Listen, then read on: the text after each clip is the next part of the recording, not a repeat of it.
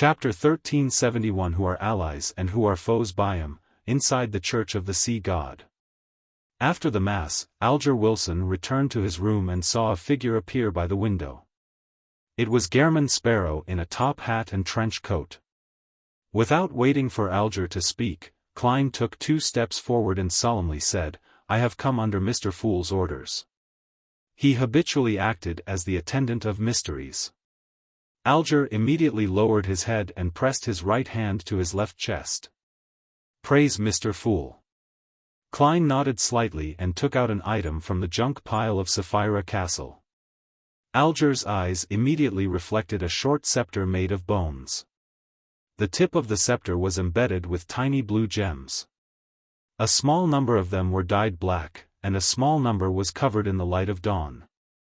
Around it were countless pure points of light, and the sounds of illusory prayers emitted from it, stacked and holy. Alger's eyes widened as he couldn't help but reveal a hint of greed. As a sequence 4 demigod of the Sailor Pathway, he was extremely certain that the white bone scepter before him was the symbol of the sea god's identity, level, and strength.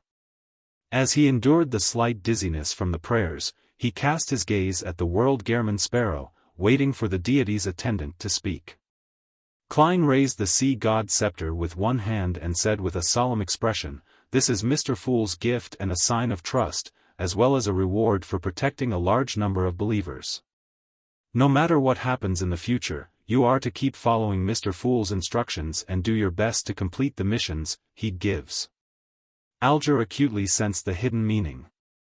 He suspected that Mr. Fool would encounter something in the future, causing him to suffer injuries or enter a nadir state. At the thought that he had already left the Church of Storms and had no way out, Alger pressed his right hand to his left chest and replied loudly, "My faith lies only with Mr. Fool." Upon seeing this, Klein secretly nodded before repeating what he had said to Miss Justice and Miss Judgment. This made Alger heave a sigh of relief. After all, knowing what might happen in the future was better than not knowing anything. Without hesitation, he repeated his words in a serious tone. Klein handed the sea god scepter to him. "You should get used to this sealed artifact and the daily life as a sea god. Once you finish digesting the cataclysmic Interra potion, use it to concoct the potion. The prior acting will reduce the difficulty of advancing." In fact, Klein could now remove the grafting and transfer the concept of sea god, which was directed at him and Sapphira Castle to Alger, allowing him to directly become half a sea god. It would allow him to better adapt to his identity and better act in advance. However, considering how he was about to accommodate the Fool's uniqueness, he needed sufficient anchors to balance the consciousness of the celestial worthies awakening. He couldn't be missing the sea god's believers. Klein decided to wait until his condition had stabilized before completely transferring everything that was related to Sea God. Currently, Alger was an attendant more suitable to wield the authority, helping the deity listen and respond to prayer without enjoying the corresponding anchors and identity. The Sea God scepter's owner was still Klein, as everything still pointed at him. This was the miraculous use of grafting. Alger suppressed his excitement and joy as he answered Gairman Sparrow sincerely and received the sea god scepter. Then, he deliberated and asked, "What negative effects does this sealed artifact have?" "Mr. Fool has already applied certain seals to it. The negative effects of the sea god scepter have been greatly reduced," Klein said simply. "It will only make the wielder more irritable and cause the spirit to be in a certain state of chaos. In addition, it will drain the blood of the surrounding creatures every month. You can fly to the sea or an uninhabited island ahead of time. That's still manageable." Alger secretly heaved a sigh of relief before asking what beyonder powers the scepter had. After Klein briefly described it, he vanished. In the ancient palace above the fog. After finishing the additional preparations, Klein sat on the Fool's chair and conjured a piece of goatskin and a dark red fountain pen. He began analyzing the possible developments at the main peak of the Hornacis mountain range when he faced the Antigonus family's ancestor. If everything goes smoothly, and I enter the final stage of accommodating the fool's uniqueness, the goddess will definitely have to remove the concealment. This is because this is the only way to allow the region to interact with reality, allowing fate to connect, thus achieving the effect of fooling fate.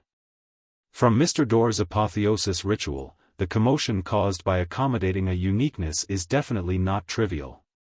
Once it's not concealed, this matter will definitely be detected by the other deities. Furthermore, those who are concerned about this matter must have been watching the main peak of the Hornacis mountain range recently. Once there are any changes there, they will immediately know. In such a situation, there's no doubt that there will be interference, destruction, assistance, and support. It's very important to find out who the foes and allies are.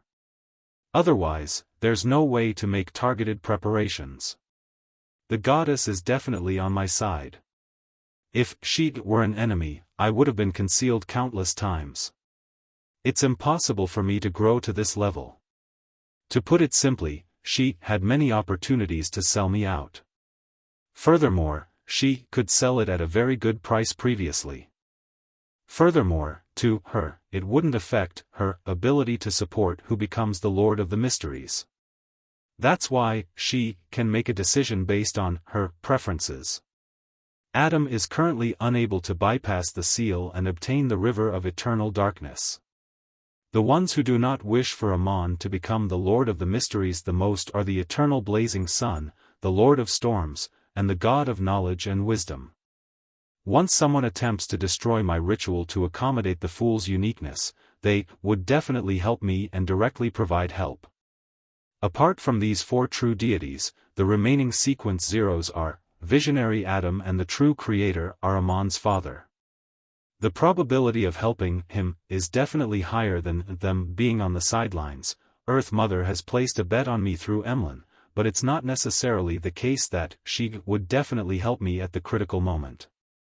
To her, waiting patiently for the outcome when there are no interests at play is the best choice. The primordial demoness condition is odd. It's possible for her to make any choice. The attitude of the god of steam and machinery is ambiguous. It's more likely for him to remain neutral or privately make a deal with Amon and Adam. I don't have any chips to move him. Other than these true deities, there are some uncommon sequence zeros or the consciousnesses in existence that are nearly at sequence zero. The Lord of the Abyss, also known as the dark side of the universe, is suspected to have been invaded by the Mother Tree of Desire. He would occasionally respond to the prayers of the Blood Sanctify sect. It has been a long time since he exerted any influence on the real world. Likewise, the Chained God is in a similar situation. What they will do will only depend on the Mother Tree of Desire's thoughts. And to the outer deities, delaying the birth of a Lord of the Mysteries should be a consensus. Under such circumstances, stopping me from being able to accommodate the fool's uniqueness will only cause me to be at an absolute disadvantage in the competition with Amon, allowing the competition to quickly determine a winner. The most plausible strategy of the Mother Tree of Desire is tacit consent. She might even help me to accommodate the fool's uniqueness, preventing the scale between me and Amon from tilting. After that, she will repeatedly destroy our inclinations and attempts to converge, delaying the birth of the Lord of the Mysteries to the apocalypse. The Red Angel evil spirit definitely hasn't recovered to the level where he can be involved in such matters. The hidden sage is very mysterious, making it difficult to guess his thoughts, but he should know that I am hostile towards him. At this point in the analysis, Klein made a conclusion: allies, the Evernight Goddess, Lord of Storms, Eternal Blazing Sun, and the God of Knowledge and Wisdom; foes, Visionary Adam, True Creator, and Mr. Error Amon. Neutral with tendencies to support me, Earth Mother, Dark Side of the Universe, and Chained God. Neutral with tendencies to support Amon, Hidden Sage. Neutral and ambiguous attitudes, Primordial Demoness, God of Steam and Machinery. Yes, I'll ignore how far Adam and the True Creator have fused. I'll consider the worst-case scenario. I'll treat them as the ancient sun god and treat them as a dual pathway sequence 0 true god. The goddess has the uniqueness of the twilight giant and death.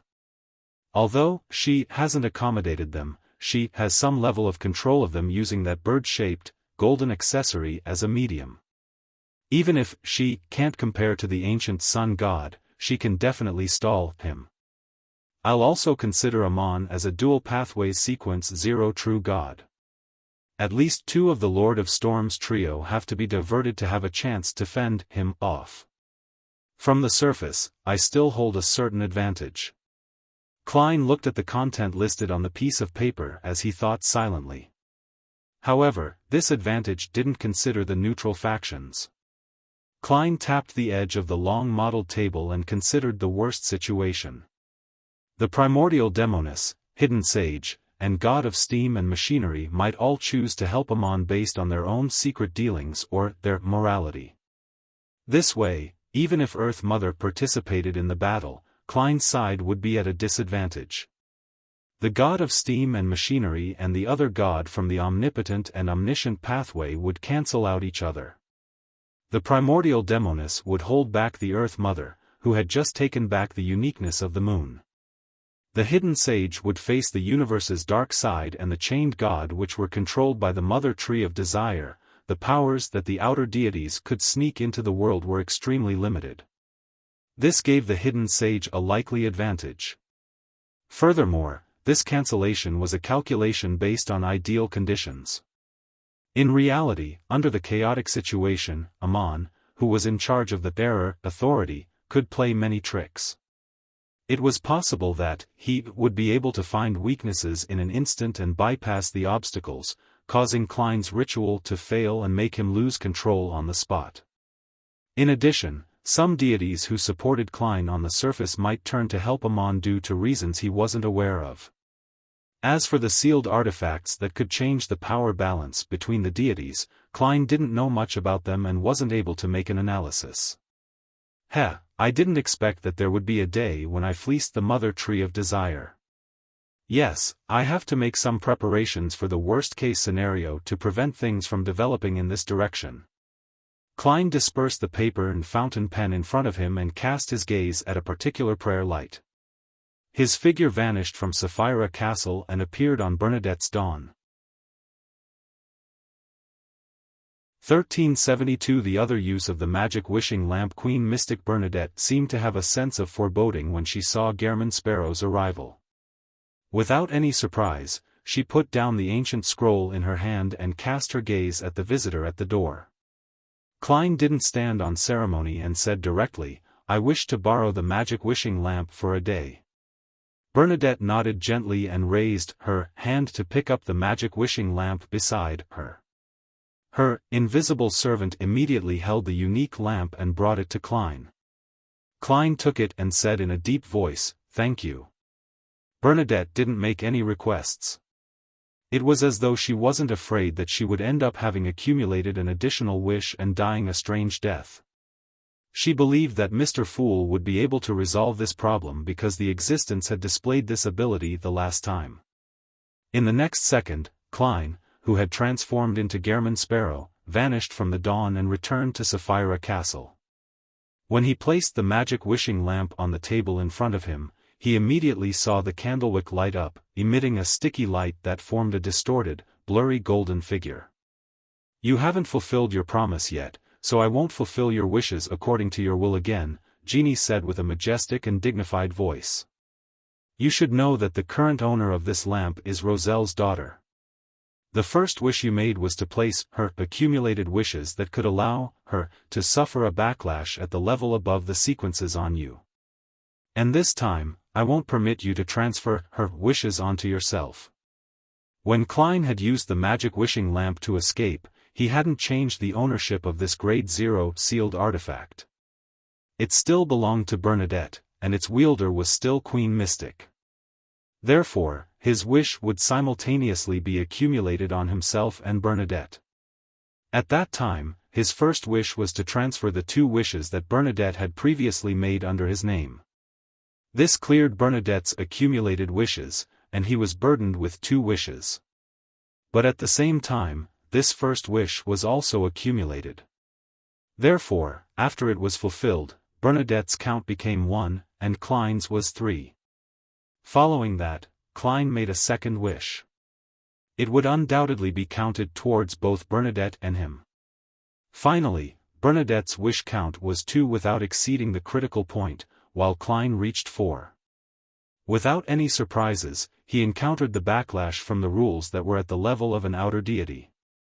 He died on the spot in Adam's corpse cathedral and successfully escaped. Under the premise that Klein made another wish, it would make Bernadette's wish count reach 3, causing her to unavoidably suffer something terrifying. Of course, he could also mimic the first wish he did previously, transferring Bernadette's wish count onto himself and spending 1 chance at revival. However, the genie had already made it clear that he would distort any similar wishes, allowing the wish to be realized in a way that Klein didn't wish to see. Sigh, it's also because I was in a rush the last time. And Roselle was affected by the primordial moon, so the wish we came up with was definitely flawed. At that time, I should have added a description to make the first wish only count under my name. Or perhaps, I should have added another wish between the first and second wish to transfer the ownership of the magic wishing lamp to me. After all, my death would result in the ownership being cleared, and the magic wishing lamp would return to its wielder. As Klein sighed inwardly, he smiled at Genie. You should be no stranger to tampering and reassembly. With your level and current state as this lamp, I can now rely on Sapphira Castle to graft its ownership from Bernadette onto me. Or perhaps, we can use a different method and directly use theft? Genie's blurry golden figure fell silent. After a few seconds, he said, although you aren't as cunning as him, you're just as shameless. However, this is of no use. After you accumulate your wishes and die, the ownership of this lamp will still return to Roselle's daughter. And I will distort the rules and place your wish count onto her. Also, I said earlier that before you fulfill your promise, I won't fulfill your wish normally again. Klein maintained his smile. I once heard a story regarding investors. When a company is in trouble, the ones who are more willing to provide aid will definitely be the original investors. Although they have already paid a lot, if they don't continue investing, they might not be able to recoup their investment and end up losing all their money. Of course, if they could use other means to retrieve their own share, or exchange their investment for greater benefits, it would be another story. Which type do you think you are? Genie stared at Klein, who was sitting in the fool's seat, and laughed. After you gain a deeper grasp of Sapphira Castle, you also seem to have obtained the eloquence of a swindler. However, unless you help me remove the seal now, it will be difficult for me to affect matters at the level of Sequence 0. At most, you will encounter a backlash from above the sequence's laws and die again. However, this won't be of any help to what you wish to do now. Death means failure. Furthermore, you should know very well that losing control during your advancement will affect all your avatars. It's not something that can be avoided by cutting off all connections. Klein smiled and nodded. Indeed, I haven't thought of a wish yet. I'm just making preparations. With that said, he looked at the magic wishing lamp. Actually, this lamp has another use that can affect matters at Sequence 0. I heard that a true god once attempted to destroy this lamp, but failed in the end. Indeed, how can a lamp that can seal an outer deity be so easily damaged? It definitely has the power of the Lord of the Mysteries or Sapphira Castle. As he spoke, the smile on Klein's face gradually became obvious. It's such a waste not to use something as sturdy as this as a shield. Genie fell silent for a long time.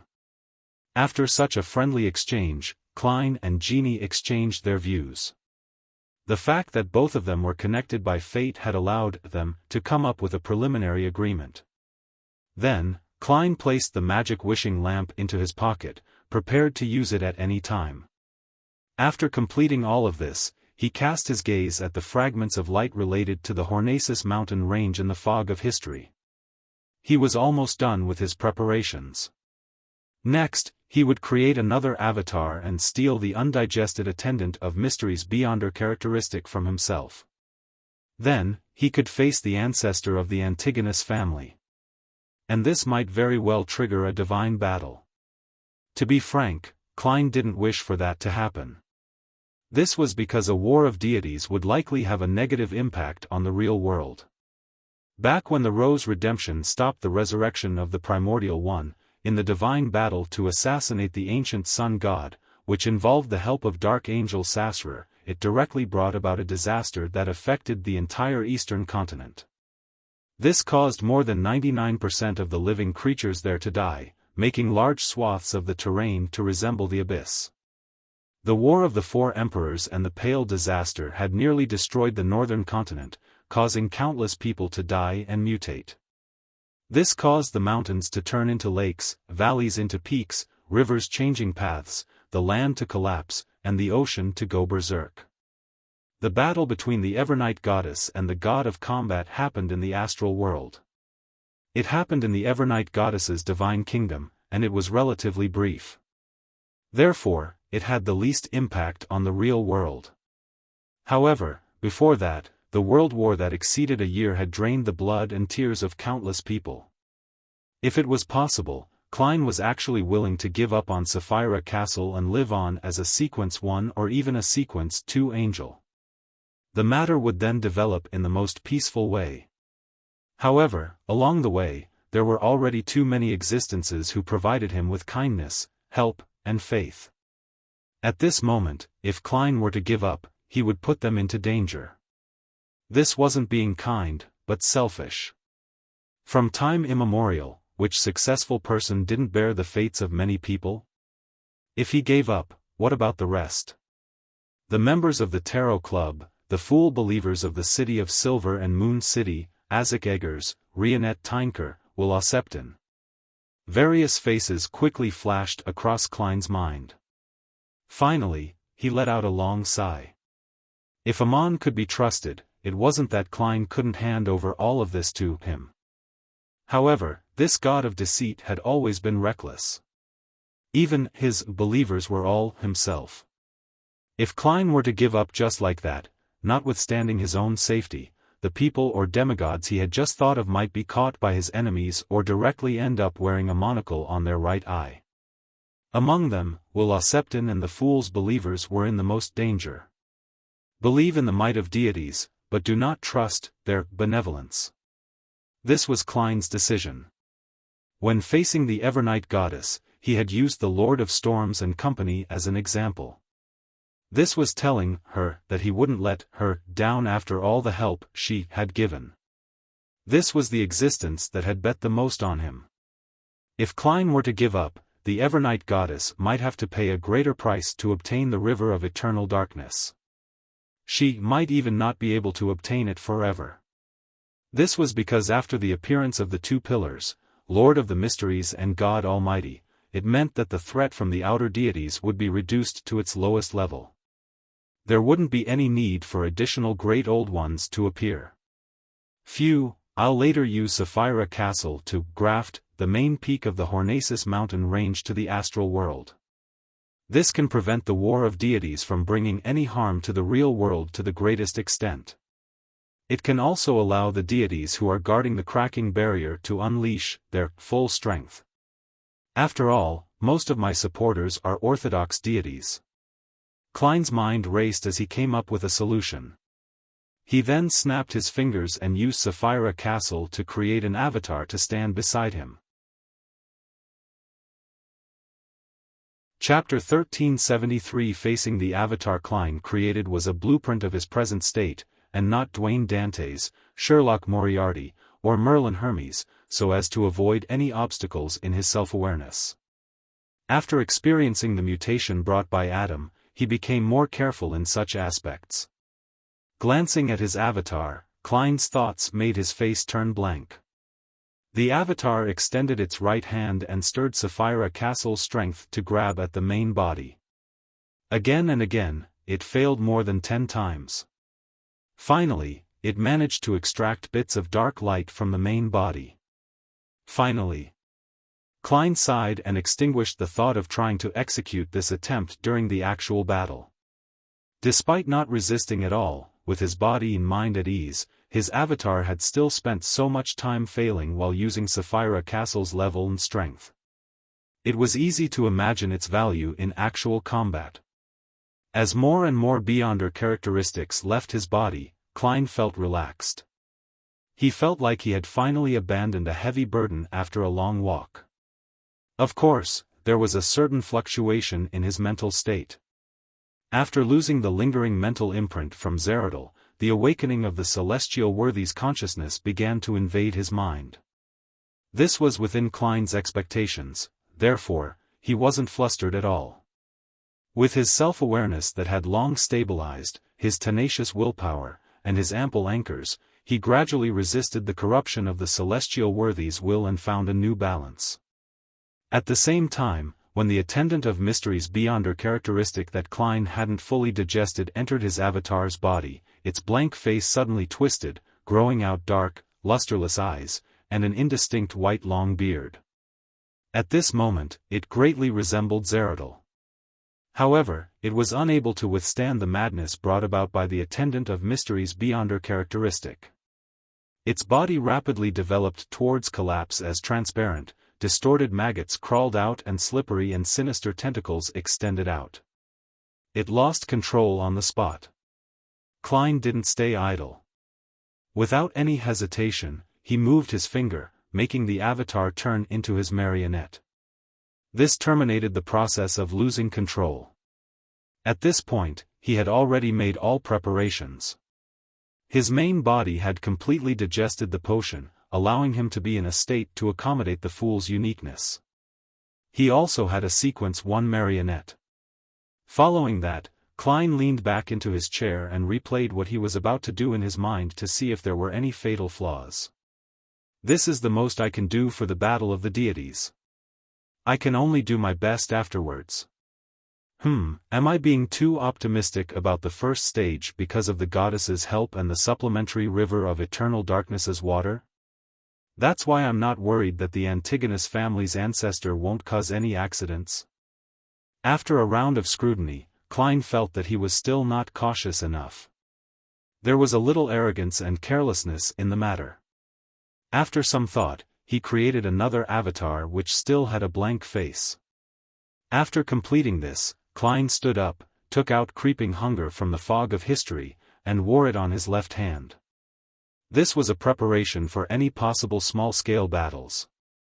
Under such a scene, blink was faster and more convenient than grafting. After adjusting his collar, Klein slowly surveyed the area and made his gaze fall on the strange door of light that was stained with bluish-black. It landed on the humans who were hanging there, wrapped in transparent cocoons. As he scanned each and every one of them, his gaze landed on the 3 shattered transparent cocoons. In the next second, Klein's figure vanished and appeared in the grayish-white fog of history. He walked to the time before the first epoch, and he arrived at the stacked metropolis of old. He stood at the top of a dilapidated skyscraper that barely stood erect. He looked down at the pile of wreckage, the public transportation vehicles that had turned into metal pancakes, and numerous overlapping sedans. Amidst the silence, he swept his gaze across the remaining buildings. It seemed to pass through the barriers of history, allowing him to see the electric lamps lit up inside them. The light from the lamp spread out gently, illuminating the glass and skyscrapers, streets, and every corner of metropolis ruins. After staring at it for a long time, Klein retracted his gaze and took a step back to the real world. Right on the heels of that, he directly teleported to the summit of the Hornaces mountain range. He saw that ancient palace that was shrouded in fog, dilapidated, and overgrown with weeds. His marionette and avatar appeared in front of him, like 2 guards.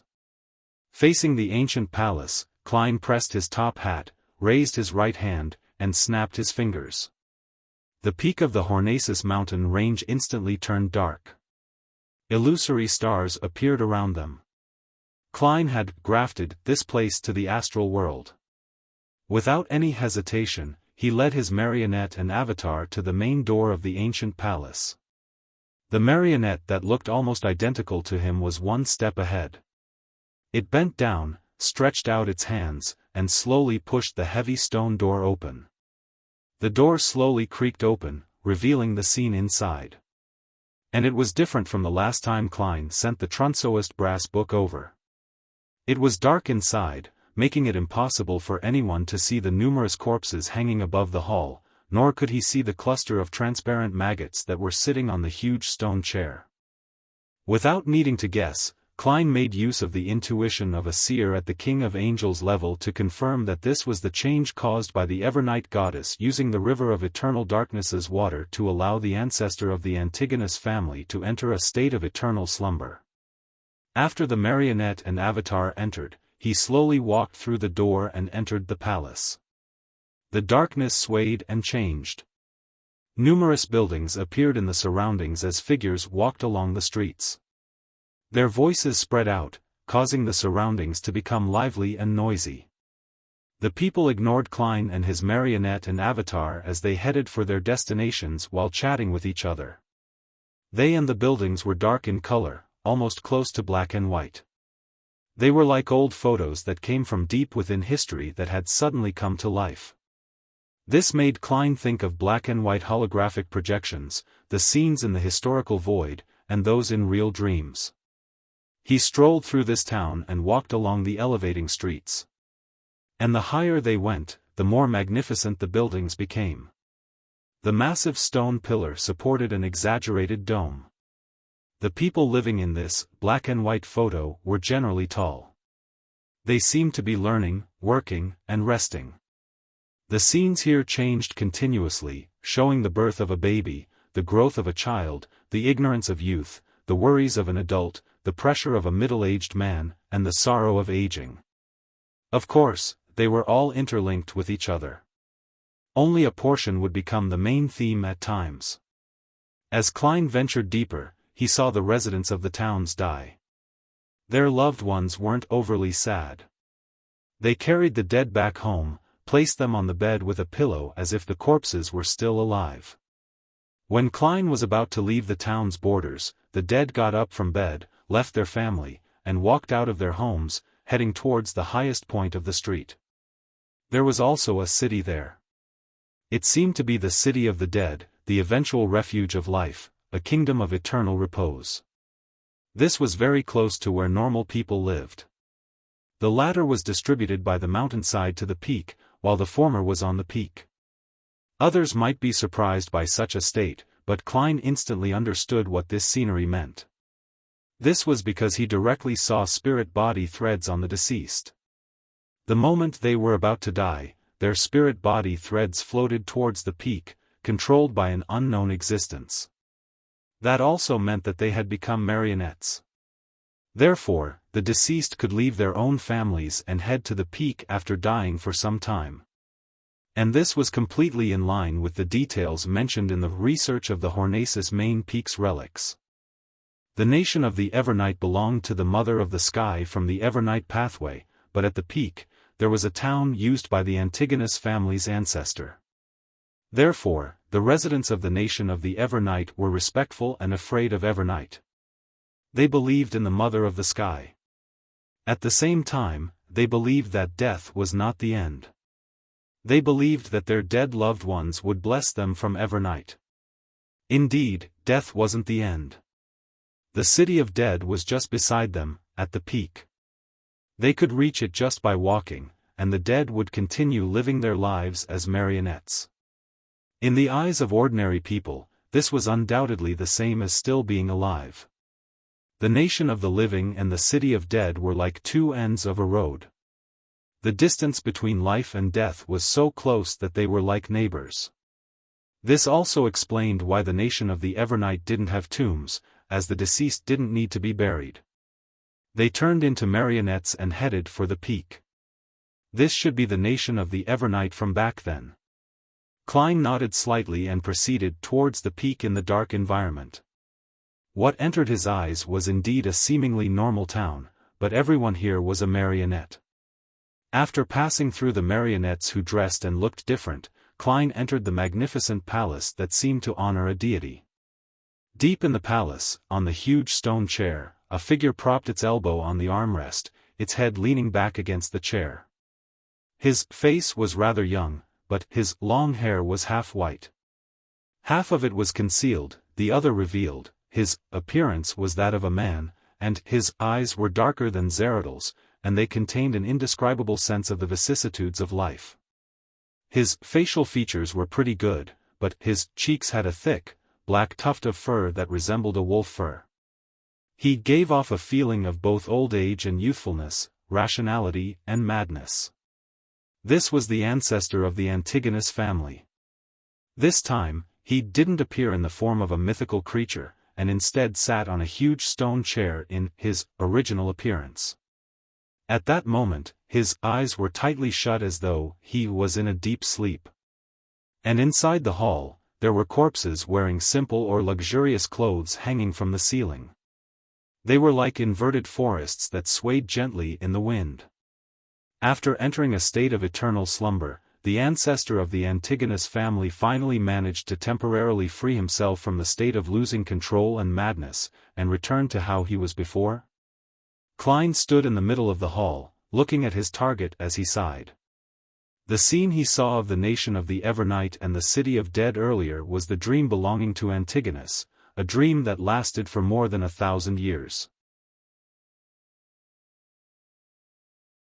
Chapter 1374 Trojan Horse of Destiny. Looking at the half-fool on the huge stone chair, the scenes from before, as well as the relevant scenes of the nation of the Evernight flashed through Klein's mind. This evoked thoughts in him. He didn't know much about Antigonus. In fact, he had almost lost control because of the ravings of his Hornaces. Phlegria, therefore, he didn't feel any sympathy at the moment, at best some form of empathy. The lingering memories were undoubtedly one of the best memories of the past. Even though he was born extraordinary, Antigonus seemed to be deeply fond of the small, peaceful, and isolated nation. Klein slowly exhaled as he looked away from the man with the thick, black, sharp beard, and his gaze landed on the huge stone chair to the side. A book made of thin, yellow brass was quietly placed there. It kept having 3 mercury-colored lines of rules being superseded on it. 0-02, Trunsoist Brass Book. Using powers similar to grafting to complete the seal? Yes, it seems to have gone a step further. Not only is the beginning directly connected to the end, but the intelligence of the Trunsoist Brass Book has also been fooled, allowing it to ignore the middle parts that had been skipped, and not making attempts to change things. It just keeps repeating actions over and over again. Klein glanced at 0-02 and muttered to himself in thought. This made him have some guesses about the abilities of the fool. Without thinking further, Klein got the attendant of mysteries marionette to graft the starting point to the end point as he walked to the huge stone chair and picked up the Trunsoist Brass Book. On the one hand, this was to eliminate any possible interference, and on the other hand, he was trying to test out Antigonus's current condition. Seeing that the half-fool was still sleeping and unable to escape from his eternal slumber, Klein heaved a sigh of relief. He made his marionette take the Trunsoist Brass Book and retreat to the entrance of the palace to wait for him. The reason he didn't allow his avatar to retrieve the Grade 0 sealed artifact was that he was worried that the Trunsoist Brass Book, which had a certain connection with a Sapphira, would be able to produce passive negative effects during the critical moment he was accommodating the fool's uniqueness. This might lead to the situation developing in a terrible direction. When it came to avoiding the negative effects of the sealed artifact, marionettes were definitely better than avatars. This was also why Klein didn't bring the Staff of the Stars. He couldn't place a time bomb beside him. Usually, it was fine. He could rely on his level, status, and abilities so as to forcefully suppress the Staff of the Stars, but in the process of accommodating the fool's uniqueness, he would be very weak. He couldn't interfere with the people or things around him. Any mistakes could cause him to lose control on the spot. To deal with the situation of Sapphira Castle being sealed, thus causing him to be unable to use its powers, Klein had no choice but to bring a sealed artifact that could provide teleportation powers. Therefore, he chose Creeping Hunger. At that moment, Klein felt the glove on his left hand tremble while facing a king of angels that controlled a uniqueness. He then used his right hand to caress Creeping Hunger and whispered jokingly, "Don't worry. You're just a projection from the historical void." Using this method to ease his taut nerves, Klein surveyed the area and confirmed that there was nothing else he needed to do. Immediately after, he placed his hand on his chest and bowed deeply to Antigonus. When he straightened his body and lifted his head, a complicated, mysterious, illusory brand appeared on his forehead. This brand was like a strange door of light that was tainted with hints of bluish-black. It constantly emitted a faint grayish-white fog. In the next second, Klein reached out his right hand. Although it wasn't too far away, not was it too close. He contained Antigonus's body within his fingers. His fingers quickly closed, and with a twist of his wrist, he completed the theft. He obtained nothing. This attempt failed. Klein wasn't depressed. He once again began stealing Antigonus's identity, fate, and self-awareness. Although he was already a king of angels, his powers in stealing came from Sapphira Castle. At present, he was only at Sequence 1, while Antigonus had been corrupted by the Lord of the Mysteries, a king of angels that had accommodated the uniqueness. There was still an obvious difference between the two. Therefore, even if Antigonus had entered a temporary state of eternal slumber and was unable to resist, Klein suffered failure many times. He wasn't nervous or disappointed in such a situation. This was something he had expected previously. After all, as long as the theft wasn't completed, the Evernight goddess wouldn't dispel the concealment effect and let the fate here interact with the real world. There wouldn't be any external interference either. Klein had plenty of time and a stable environment to continue his attempts. After failing countless times, Klein suddenly had a flash of inspiration and predicted something. He reached out his right hand again, closed his fingers, and twisted them gently. Suddenly, he felt something invisible leave Antigonus's body and float towards him. At the same time, an indescribable river of light with countless distributaries appeared in front of him. The illusory river continued to flow forward, drowning one distributary after another, allowing them to become part of the main river. This was a symbol of fate. It also had many different images, such as a slowly rotating segmented wheel, or a giant serpent that had its head and tail connected. At that moment, when fate was swapped, Klein saw the river of light. In the next second, fragmented images and scenes appeared in Klein's mind. An 8-legged demonic wolf, who had just been born, was sprawled on the hill. Amidst the thick and black short fur on its body, transparent and distorted maggots crawled about. He was the youngest son of the ancient god, Phlegria, a natural mythical creature. At that moment, he was looking at his sister, brother, and a portion of his clansmen playing amongst corpses. He despised the crude methods they employed when dealing with their prey. He believed that prey should be hoisted up for slow, refined enjoyment to match their status. This demonic wolf that could be called a subsidiary god was most afraid of his father, the powerful, terrifying, crazy ancient god. Although Phlegria had already produced many children through instinctual mating, removing plenty of his beyonder characteristics, it was uncontrollable with no way to guarantee progress. Therefore, he was still crazy, cruel, bloodthirsty, and filled with an instinct for destruction. He had even killed several descendants. This demonic wolf who could create miracles and fulfill all kinds of wishes chased after his prey, biting or killing them, thus enjoying a state of pure happiness. He didn't have a deep impression of the subsidiary gods of his father, Phlegria. He clearly remembered that he hated the god of wishes, Kotar. Even if he was also a demonic wolf. Also, he didn't like the god of death, Salinger. He found him gloomy, solitary, and that he exuded a rotting and disgusting aura. On the other hand, goddess of misfortune, Ammonizes, met the beauty standards of both a demonic wolf and a human.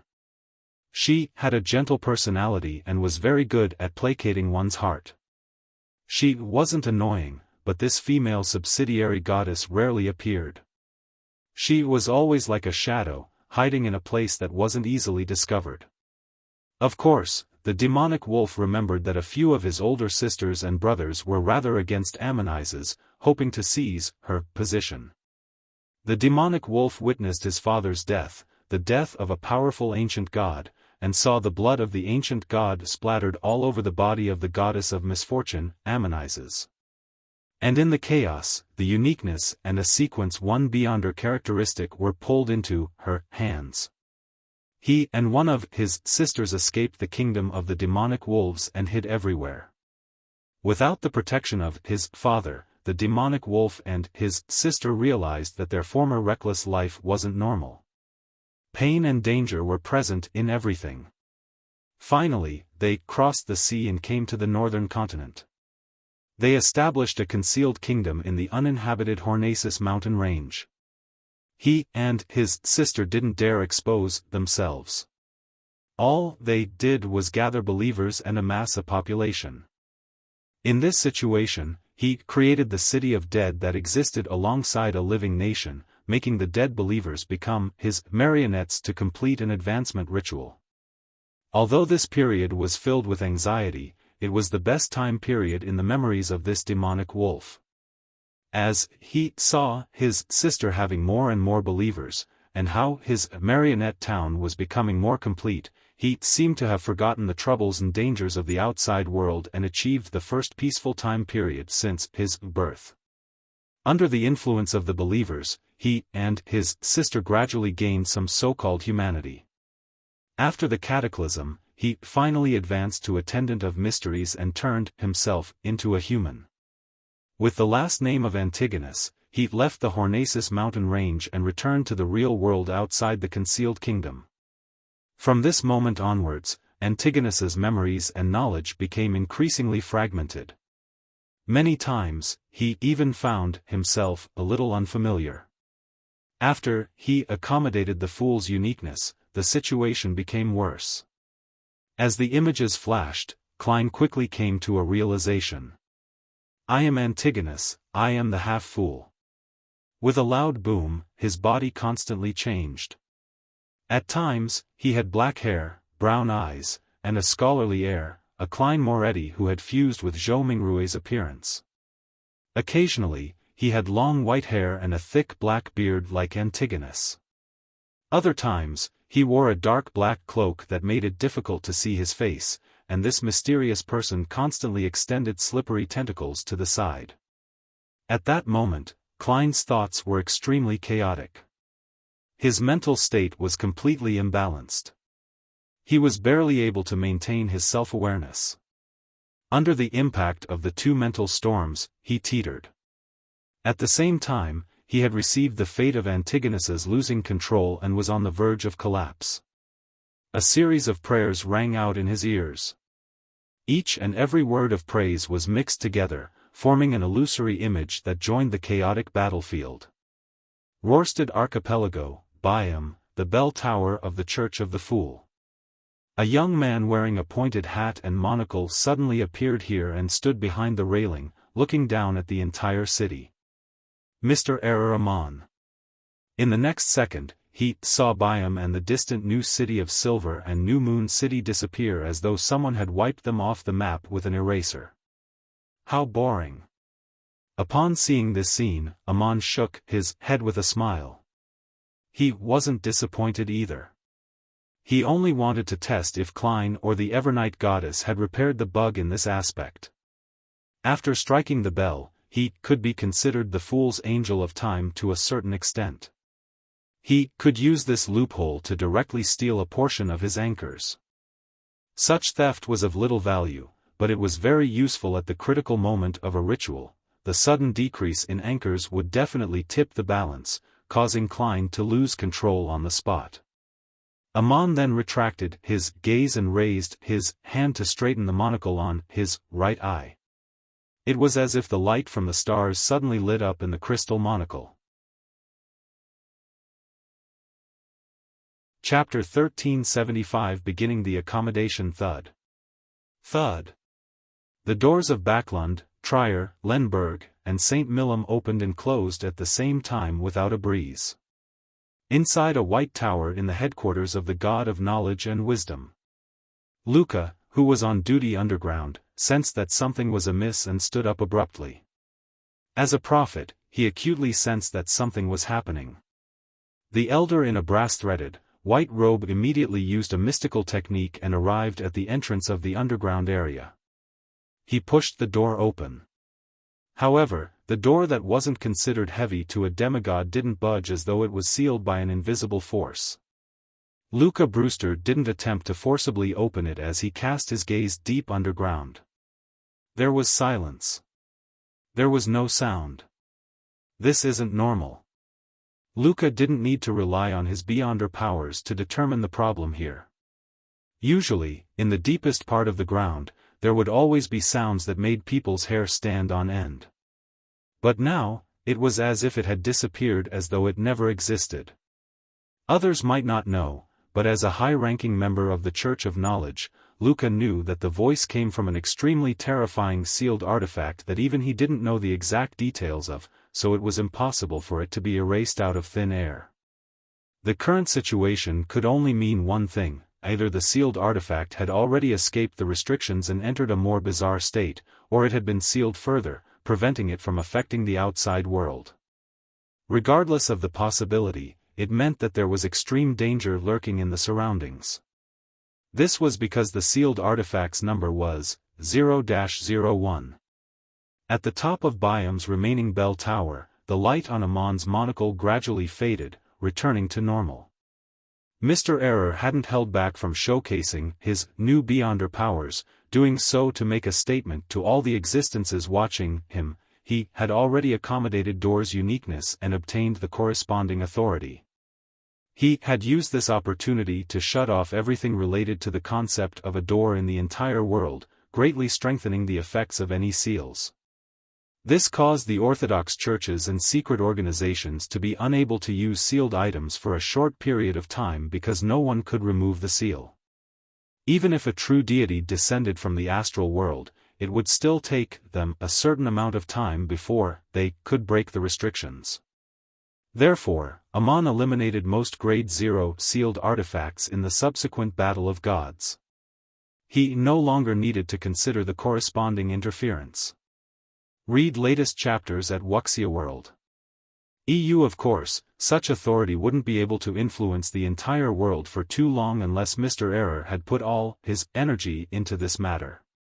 It was precisely because of this that he didn't do it ahead of time. Only when he observed the disturbance in Klein's anchors did he suddenly act. The more powerful a Grade 0 sealed artifact was, the more terrifying the negative effects would be. It was even more so for those that could produce effects at the level of a deity. Even a Sequence 0 true deity might not be able to withstand it for too long. Therefore, true deities wouldn't unseal them unless it was necessary, otherwise, this would bring about an even greater disturbance to them, causing them to suffer a net loss. After doing this, Amon held up his palm and gently leaped up. Without the bearing of a true god, he sat on the railing at the top of the bell tower. As he gazed at the horizon out into the sea, he leisurely waited for the concealment to be removed. That was when Klein's ritual to accommodate the fool's uniqueness officially began. When that happened, he would strike the death knell for him. In the concealed world of the Evernight goddess.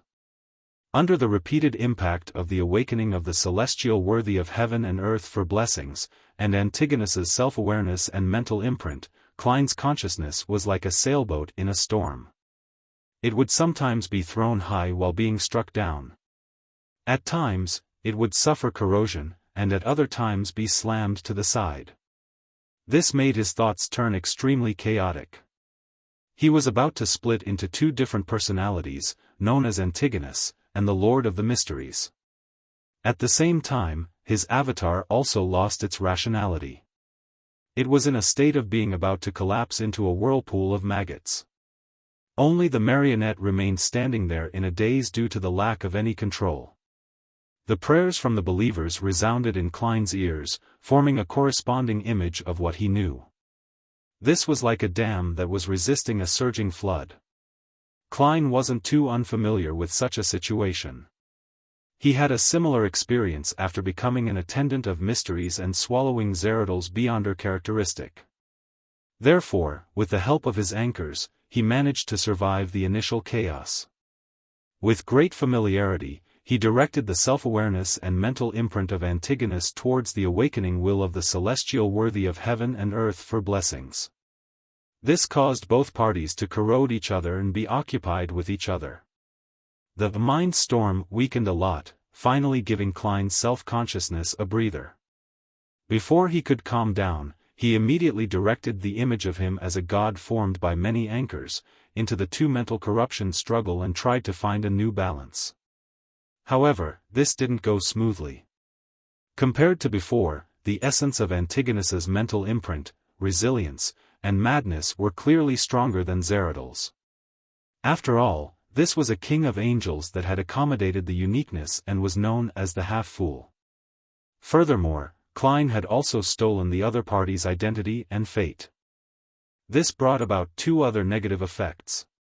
His personality was constantly on the edge of dissociating. From time to time, he would think that he was Antigonus, attempting to fuse his mental imprint with his own mind. Having accepted the fate of Antigonus's loss of control, his entire body was collapsing uncontrollably. This brought about even more mental corruption. In addition, Antigonus's mental imprint and the awakened will of the celestial worthy of heaven and earth for blessings wasn't completely incompatible. In some aspects of their battle, they showed signs of fusing together. It was as if they originated from the same existence. This gave Klein preliminary confirmation. As a natural mythical creature, Antigonus was born with some of the celestial worthy's will. When he advanced to attendant of mysteries, the problem suddenly became serious, causing him to undergo unexpected changes without him realizing it. By the time he'd managed to accommodate the fool's uniqueness, madness had apparently become another side of him. In other words, before completely losing control, Antigonus was already a mentally sutured monster to a certain level. His self-awareness and mental imprint were part of the celestial worthy of heaven and earth for blessings, and this was something that couldn't be separated by using theft. Compared to him, Zeradol's mental imprint was much cleaner. There was only a small portion that belonged to the celestial worthy of heaven and earth for blessings. Most of it came from Zeradol's intense emotions at his deathbed.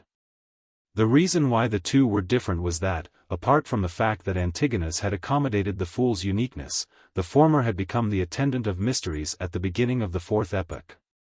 At that time, the will of the celestial worthy hadn't weakened to the state it was in during the late fifth epoch. Without being able to form a new balance, the speed of Klein's breakdown became faster and faster. More than half of his body was formed from transparent and distorted maggots, and he extended slippery and sinister tentacles into his surroundings. Just as he was trying his best to maintain his consciousness and not give up searching for a new balance, his collapsed body, Antigonus's crazy mental state, and the consciousness of the celestial worthy of heaven and earth for blessings all fell into a deep sleep. This caused all the changes to stop abruptly and return to normal. As for Klein's self-consciousness, he used his trait of resisting dreams and the invasion of his mind to maintain his clarity of mind. That's right. The fate that I stole includes the fate of being in a state of eternal slumber outside the fate of going crazy and losing control. As for me, I can resist eternal slumber to a certain extent. Klein grabbed the sliver of clarity and gained a certain understanding of his present state. To him, this was an opportunity. It was only at this moment that he fully understood why the Evernight goddess needed the river water of the river of eternal darkness to use as a medium to attempt this. This wasn't only because it was difficult to put a king of angels who had accommodated the uniqueness and the awakening will of the Lord of the Mysteries in him to temporarily enter a state of eternal sleep, but it was beneficial to Klein for this state of eternal slumber. This could create an excellent environment of him being the only one with a sliver of consciousness while the other interference was all sleeping. At the same time, Klein also confirmed one thing. The reason why he was able to remain clear-headed in a dream and during the instances where his mind was intruded wasn't because of the special traits from Sapphira Castle. This was because the celestial worthy of heaven and earth for blessings in his body was also sleeping. Although the awakening of the Lord of the Mysteries was still greatly limited, his level and his connection with Sapphira Castle were undoubtedly stronger than Klein's. If he couldn't completely resist a state of eternal slumber, why could Klein? Therefore, Klein believed that this trait was likely due to the blessings of the Evernight Goddess, a gift he received when he came to life. The blessings given by a true goddess who wielded the power of the dream domain, and the aura, strength, and magical powers that Sapphira Castle augmented him with had combined together to form such a special trait. It was as if a gentle song came from deep within the dream. Klein's consciousness became clearer. Without any hesitation, he immediately adjusted the sleeping imprint and corruption in his body and found a new balance. Following that, he extended slippery tentacles with strange patterns and used Sapphira Castle's powers to steal the fool's uniqueness inside Antigonus's body. Perhaps it was because he was now Antigonus. The theft this time was successful after a small number of failures. A translucent mask with the symbol of the fool flew out from Antigonus's body. The man with the thick black beard was still sleeping, as though he would sleep forever. At the same time, the fog dissipated and illusory starlight shone into the hall. This ancient palace suddenly appeared in the dark and mysterious astral world, appearing at the peak of the Hornacis mountain range. The concealment had been removed, and fate began to be exchanged. At this moment in the forsaken land of the gods, on one of the mountain peaks, a shadow-like curtain appeared on the surface of a huge cross. It cracked open and a man walked out from it. He was Adam, dressed in a simple white robe with a thick blonde beard. Behind him was a thick shadow with 5 heads. This shadow had partially merged with him, but it hadn't completely become one. Adam raised his head and looked at the astral world which had been distorted from authority and symbolism. He smiled calmly and said to the shadow behind him, "They don't seem to be aware of the reason why I used visionary as the foundation this time. I've never told anyone about the results of this research." Just as he said that, he proclaimed in a solemn and deep voice, "I am one, and also infinity, the beginning and the end." His eyes suddenly turned illusory as an ocean that seemed to contain all possible colors that appeared around him. Adam then raised his hand and grabbed the silver cross pendant hanging in front of his chest. A burning but illusory sun suddenly appeared above his head. To his left, lightning, squalls, and waves formed a supercilious phantom. On his right, there was a white tower with numerous brass eyes. The authorities and symbols that Adam had envisioned entered his body one after another under the influence of the Chaos Sea. Finally, the shadow that clung tightly to Adam's back shrank into his body. Suddenly, the sea that contained all the colors began to rise. Adam expanded into a giant shadow that seemed capable of holding up the world. The shadow slowly walked on the water surface of the illusory, chaotic darkness. It pointed at the astral world and solemnly declared, "Let there be light." In a blink of an eye, the entire astral world lit up. There were no other secrets that could be concealed. Even portions of the astral world that connected to Earth, the entire astral world, and the invisible barrier that had been separated from the universe appeared. At that moment, giant, indescribable faces seemed to cling to the transparent, cracked barrier, silently watching the developments inside.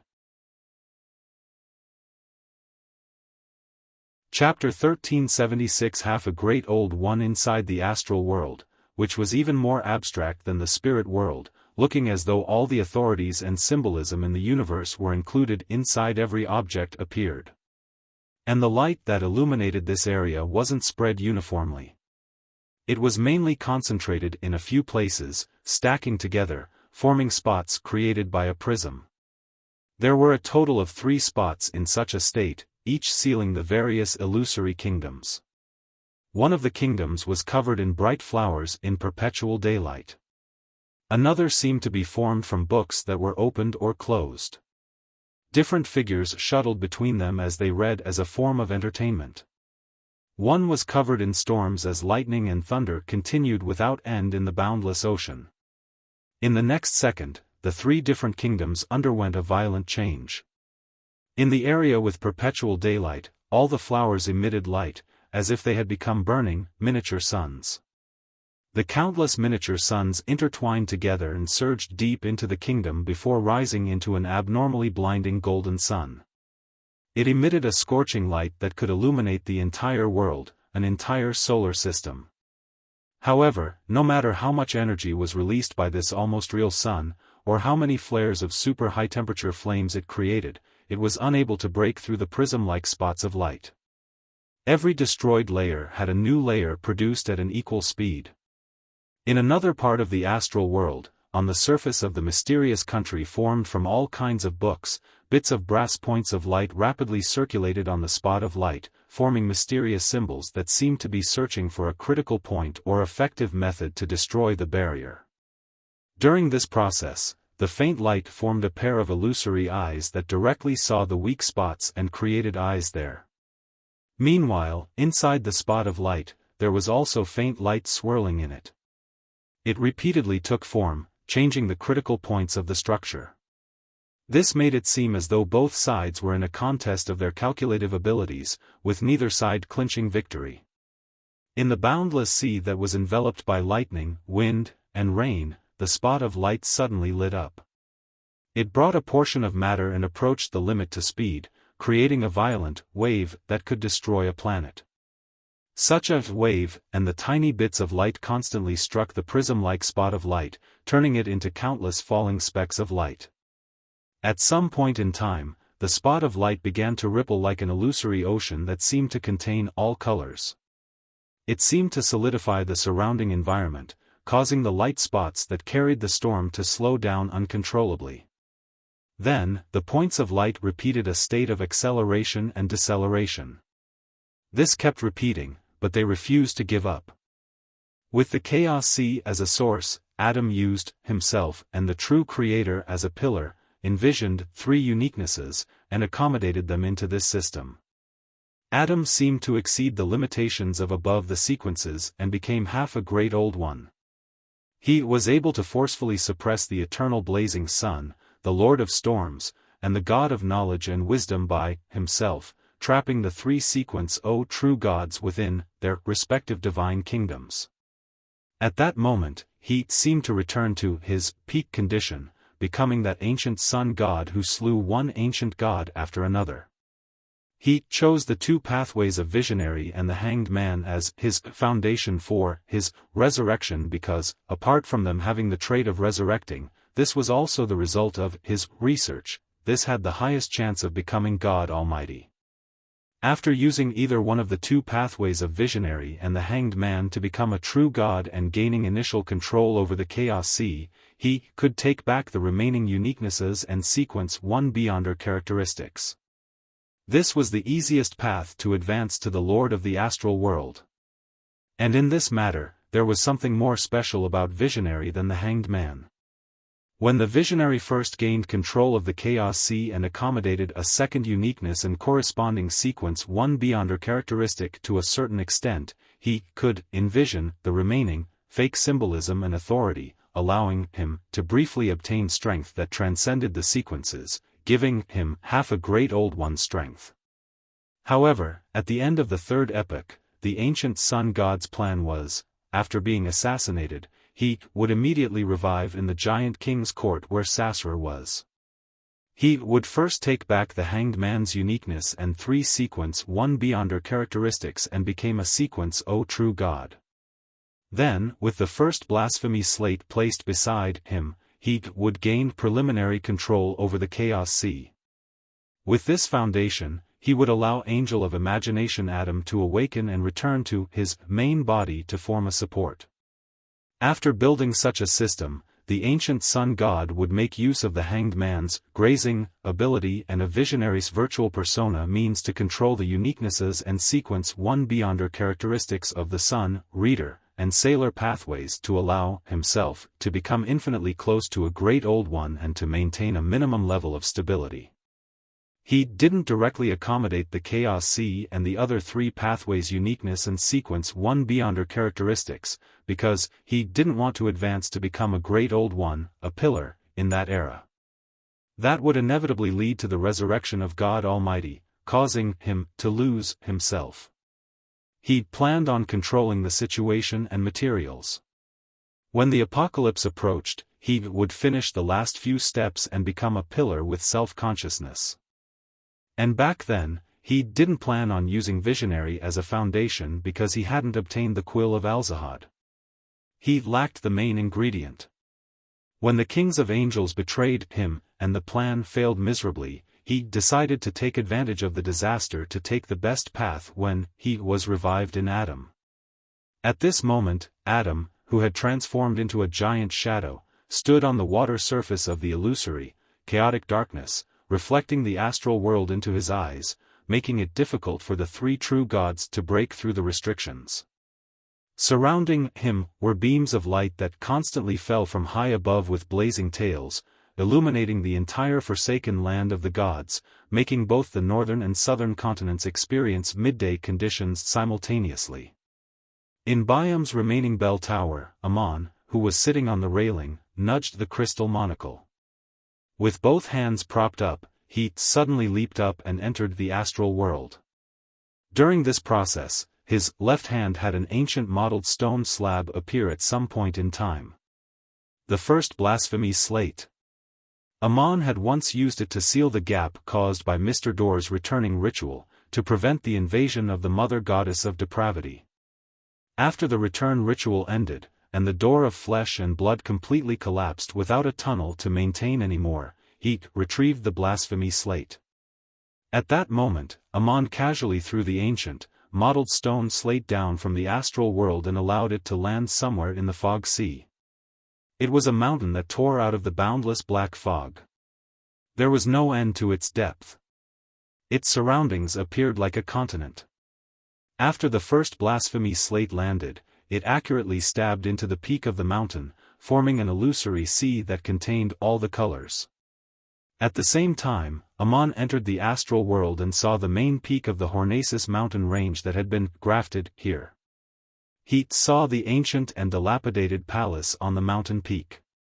Wearing a pointed hat and a classic black robe, his body rapidly expanded, instantly reaching the scale of a mountain. He opened his mouth, as though he was about to swallow Antigonus's magnificent but dilapidated palace. Suddenly, he saw a blurry figure. This figure was wearing a long, layered black dress that was not complicated but had countless stars speckled on it. She was as big as the current Amon.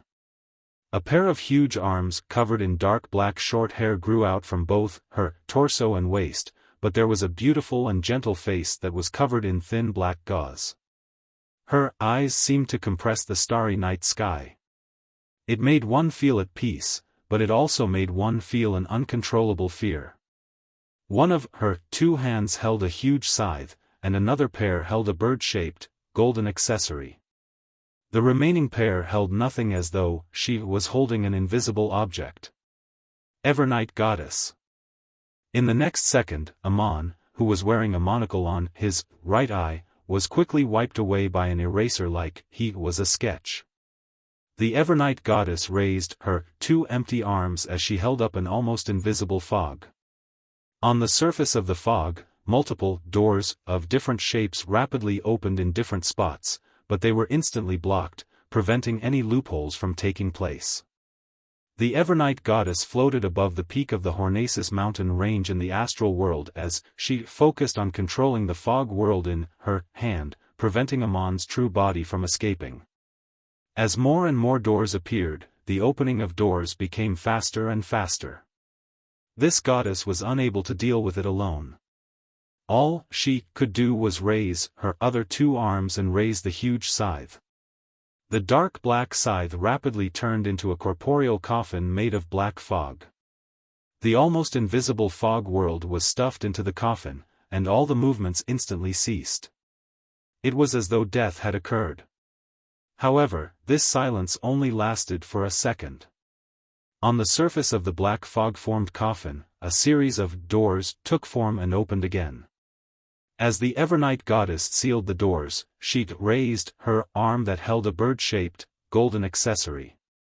The orange glow of twilight fell, adding a sense of decay and extinction to the heavy black coffin.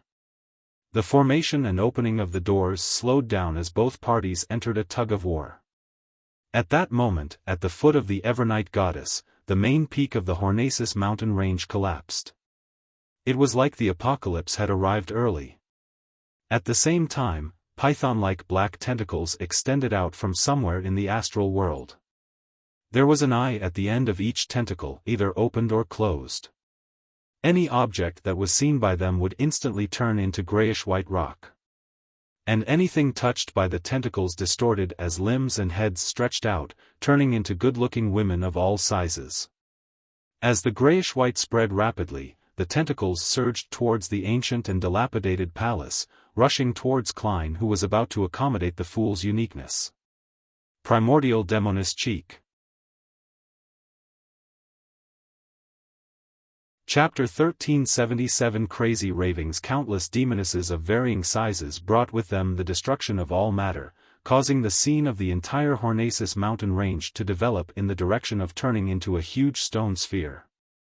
This made the dilapidated walls of the ancient palace collapse rapidly, exposing Klein, who was in the middle of the hall, along with his avatar and marionette out into the middle of the astral world. Just as the python-like black tentacles were about to rush into the palace, a crimson moon rose up like a scene from the apocalypse. In the perimeter of the hall that was bathed in moonlight, a cluster of wheat instantly grew out. There were flowers, mushrooms, and trees. They intertwined with each other, layer by layer, sealing the palace that belonged to Antigonus. At that moment, the hall where Klein was in seemed to be a ruin that had been sealed in history and a forest for thousands of years, as though it had been swallowed up by nature. The python-like black tentacles with eyes on their tips were blocked by plants growing wildly. They rose up as they constantly struck the screen that originated from nature, causing the latter to collapse or peel under layer after layer of petrification effects. However, no matter whether it was the wheat, flowers, mushrooms, trees, or newborns, they quickly returned to Earth Mother's embrace and grew again. Just like that, the barriers of nature were reborn and destroyed, layer by layer, as layer after layer was reborn. This showdown entered a stalemate. Earth Mother, who controlled the moon's uniqueness, fended off Primordial Demoness Cheek. At this moment, a light that couldn't be seen by most beyonders landed from high above and crashed into the barrier of nature that used plants as a foundation. The light didn't have a physical body, as though it was formed from a flux of massive and miscellaneous information. In its illusory form, it tore through the gaps between the plants, like a torrent, heading straight for Klein, who was about to retrieve the translucent mask. Hidden Sage. At this moment, a blurry light shot out from the void, revealing picture-like projections around Klein. Some of them recorded the helplessness and misery humans felt when facing supernatural beings. Some of them used an epic-like brush to reenact the scenes of humans using their own bodies as experiments to attempt fusing with beyonder ingredients to obtain strength and save the race.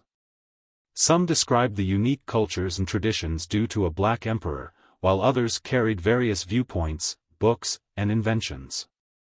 Some resembled the dawn of the present world, starting from the massive machinery that spewed steam, buildings that rose higher and higher, and clothes that made movement easier. The contents made the seemingly thin painting exude a heaviness.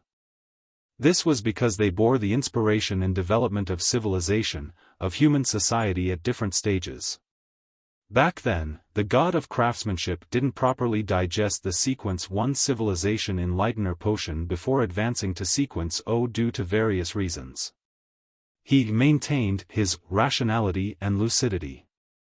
However, this made him have to focus more on resisting the madness and inclination towards losing control. Amongst the 7 orthodox gods, he was slightly weaker than the other existences. The reason why the Church of Steam was the weakest orthodox organization was that, apart from having the shortest history and the least heritage, its corresponding god was also not in the best of conditions. By the time Roselle raised the Industrial Revolution as the son of Steam, a member of the Church, and brought with him all sorts of ideas, the god of craftsmanship took the opportunity to change his name to the god of steam and machinery, sharing in the progress of the enlightenment of civilization, and digested the corresponding potion. As a true god in a neighboring pathway, he eventually chose to stand on the orthodox deity's side after the hidden sage chose to be Klein's enemy. The terrifying flood of information crashed into the illusory pictures and rapidly expanded, attempting to crack the cage. However, the tens of thousands of years of civilizations were thick and vast. The history left behind by generations of humans that numbered hundreds of millions was so vast and magnificent. It was enough to contain the information flux of the hidden sage. When the hidden sage tried breaking through the limitations of the god of steam and machinery, in the hall of the Antigonus Hall that was sealed by layers of plants, Klein extended his slippery and strange tentacles to grab the translucent mask that represented the fool's uniqueness before moving it towards his face. Just as the mask covered Klein's face, numerous figures appeared around him. Some of them were men wearing postman uniforms. Some were ordinary birds, while others were microbes that couldn't be seen with the naked eye. There were hundreds or thousands of them. The hall that only had corpses hanging in the air suddenly became crowded. And the commonality of these figures was that they wore crystal monocles, or had a circular emblem of different colors in the same position. Amon. The avatars of Mr. Error Amon. It was unknown if they had used the primordial demoness or the hidden sage's attacks to open a back door and use a loophole to secretly arrive near the target. Looking at Klein, who had just put on the translucent mask and was beginning to accommodate the fool's uniqueness, these Amons revealed a smile at the same time. They opened their mouths and said words that ordinary people wouldn't be capable of understanding. These words intertwined and formed terrifying and crazy ravings. You overlooked the primordial demoness. For her, Medici, who has only recovered to sequence 1, is no threat at all. Her greatest wish right now is to immediately produce a Lord of the Mysteries and open the seal of the Western continent, allowing her to have a chance of finding the City of Calamity. It's obvious that, compared to you, I'm the better choice. You're too weak. Heh, are you still waiting for the Mother Tree of Desire or the Mother Goddess of Depravity to provide you with help? It's useless. I placed the first blasphemy slate into the fog sea and placed it near the abyss's entrance, not far from that primitive island. Also, the enhanced seal brought about by the corresponding authority of doors, and half of the Lord of the Astral World's control towards the world barrier prevents any outer deity from being able to have their powers penetrate inside for a short period. And without the influence of the outer deities, the dark side of the universe and the chained god currently do not wish to interfere in the battle of gods. They would rather seize this opportunity to escape their restraints. They also wish that a Lord of the Mysteries would be born as soon as possible to help them escape from the predicament.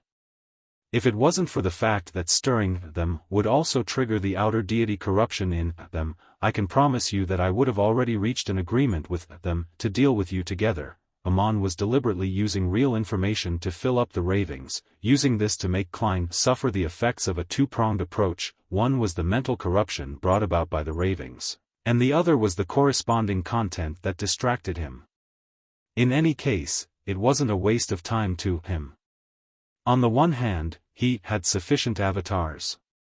Each worm of time saying one word was enough for him to form many words. On the other hand, he forcefully fused the information together, making a single word represent many things. At that instant, the ravings of Amon echoed in Klein's mind like sharp blades that pierced through his psyche, tearing through his mind. Normally, Klein could use his own status to suppress the ravings that were at most at the level of a sequence 1. It wouldn't affect him, but at this moment, he was accommodating the fool's uniqueness. His mental state was in a weak and subtle balance. Under such a scene, a straw might crush the camel's back, much less so many of Amon's avatars. Furthermore, while Klein felt a sharp pain in his psyche and his self-awareness was in a mess, the sleeping mental imprint of Antigonus and the will of the celestial worthy of heaven and earth for blessings showed signs of awakening. In a sense, eternal slumber was an extreme seal. The Amons, who had accommodated Dor's uniqueness, could undoubtedly be able to weaken the seal or even make it lose its effectiveness. Also, the translucent mask that Klein had just worn on his face, the fool's uniqueness obtained an even stronger remnant will from the celestial worthy of heaven and earth for blessings. It was also gradually breaking free from the influence of eternal slumber, and it had a certain resonance effect with the same being in Klein's body. Without using any beyonder powers, the Amons, who had simply created a few ravings, had thrown Klein into a state of imbalance, and he was on the brink of losing control. Furthermore, all of this seemed irreversible unless there was more river water from the river of eternal darkness that allowed Antigonus's mental imprint and the even more powerful will of the celestial worthy of heaven and earth for blessings to continue sleeping. But at this moment, even if there was still the river water of the river of eternal darkness, the Evernight goddess wasn't able to divert her attention. This was because she was trying her best to suppress the dual pathway true God, Amon. From this point of view, the Amons were deliberately sacrificing their true body to stall the Evernight goddess, to create an opportunity for the avatars to destroy Klein's ritual. This was a little risky, but the result looked pretty good. At that moment, Klein's pocket lit up. The light was a pale golden color like sticky syrup. It instantly enveloped the surrounding area. Illuminated by this light included Klein and his avatar, as well as the book that was suddenly thrown over by the distant marionette. 0-02, Trunsoist Brass Book. The sealed artifact extended its body in midair. As it bathed in the pale golden light, a rule suddenly appeared on the blank page. It was completely different from the repeated laws from before. Speaking is prohibited here. Amon's avatars kept opening and closing their mouths, but they could no longer make a sound. A line appeared under the previous rule an instant later: attacking each other is prohibited here. Pa! The Trunsoist brass book fell to the ground and spread open by Klein's feet. Under the illumination of the magic wishing lamp, it actually managed to break free from the repeated cycle from before, and it set up rules that were beneficial to Klein. With just a glance, the Amons made different responses. A portion of them adjusted their monocles, and together, they raised their right hands and gently clenched it, using the corresponding authority to strengthen the seal. On the Trunsoist brass book, a line of text before those rules gradually formed: all the following rules are ineffective. Another portion of Amons locked onto Klein, who was on the boundary of losing control. Not being able to attack him didn't mean that stealing and gifting were prohibited. Chapter 1378 Change of plans. On the different Amons' faces, the monocles in different forms emitted pure light. This was something they had stolen from the depths of the ruins of the Battle of Gods. It came from the ancient sun god's eternal daytime effect there. It could purify filthy and evil objects, and awaken sleeping creatures. They gifted this to Klein. This, combined with the ability to control the strength of seals obtained from the apprentice domain's authority, was enough to break the state of eternal slumber. In that instant, the mental imprint of Antigonus and the will of the celestial worthy of heaven and earth for blessings in Klein's body awakened. The madness, the vastness, cruelty, bloodthirstiness, and coldness were like an invisible storm that wreaked havoc in Klein's mind. Almost at the same time, in the fool's uniqueness that he wore on his face without fully accommodating it, the powerful will of the celestial worthy of heaven and earth for blessings seemed like a terrifying monster that had been sleeping in the darkness for thousands of years. It suddenly opened its eyes. The former chaos and loss of control swept over again at that instant, but Klein didn't panic. Following one of his contingency plans, he calmly used the grafting ability to guide the mental imprint of Antigonus to celestial worthies will in the fool's uniqueness, allowing the 2,000 years of entanglement between them to collide again.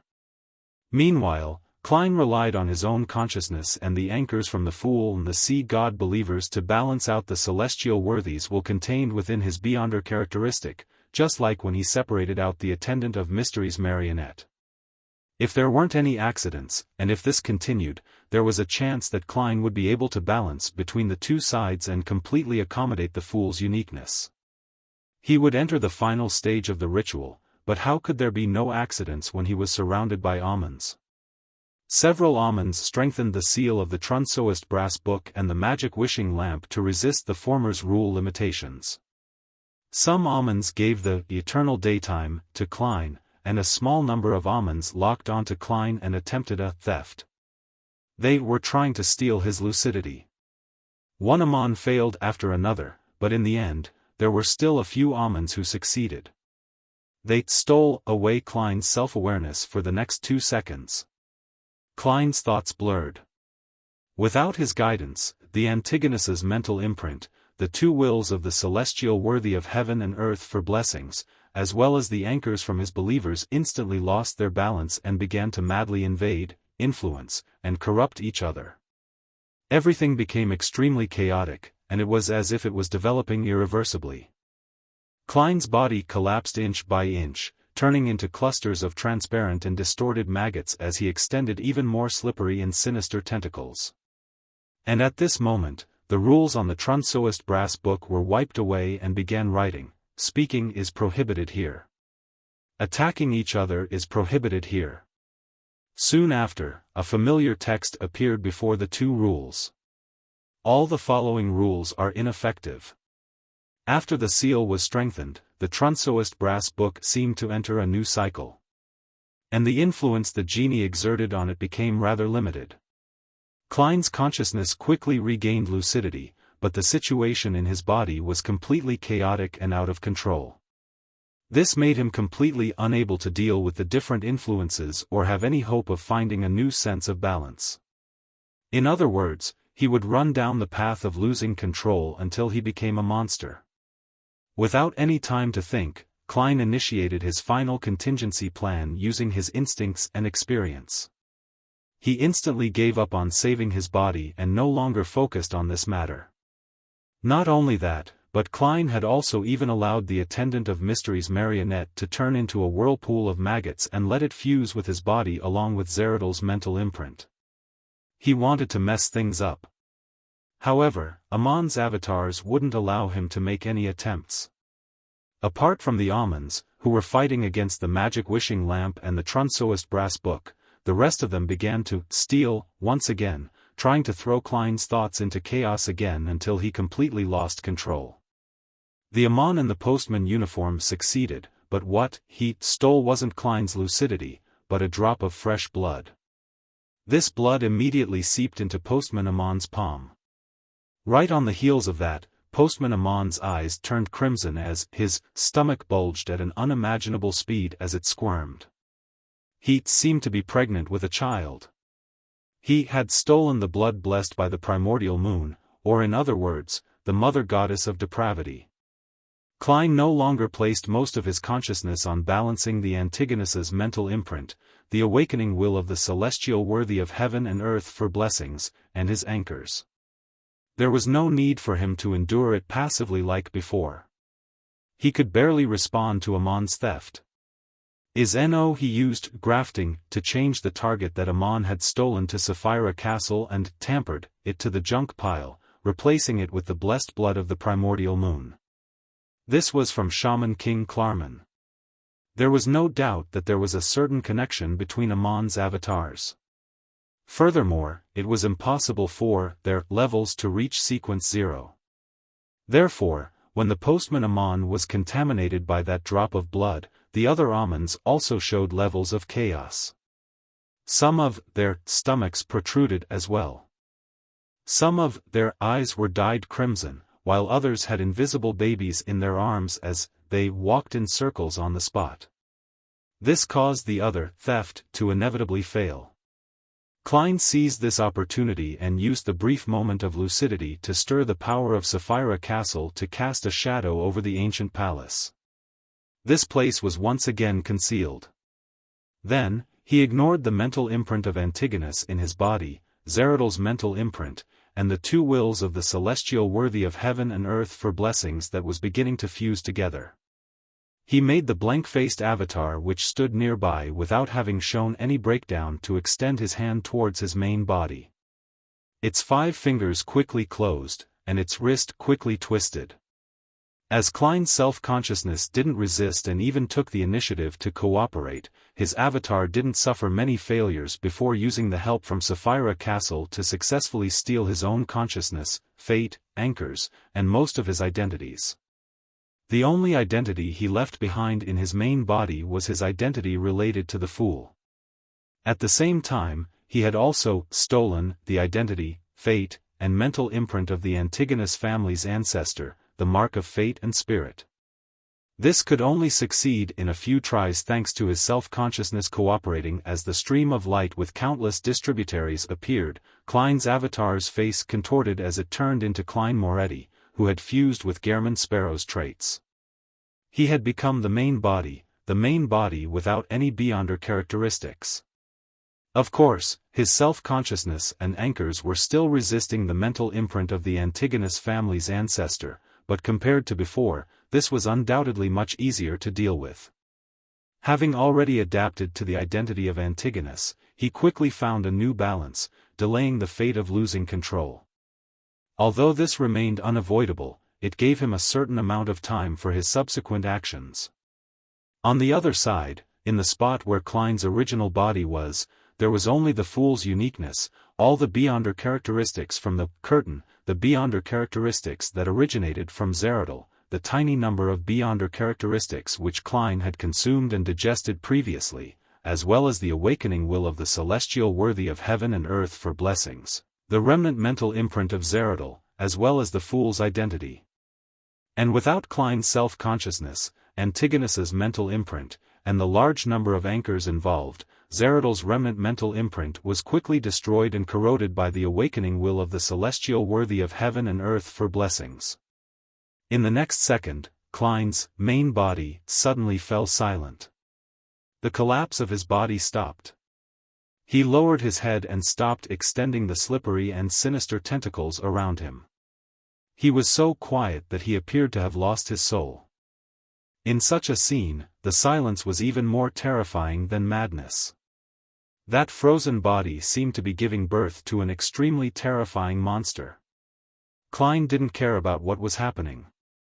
He quickly grafted the partial connection between himself and his main body above the gray fog. Then, he shifted his target and locked onto Antigonus, who was on the huge stone chair.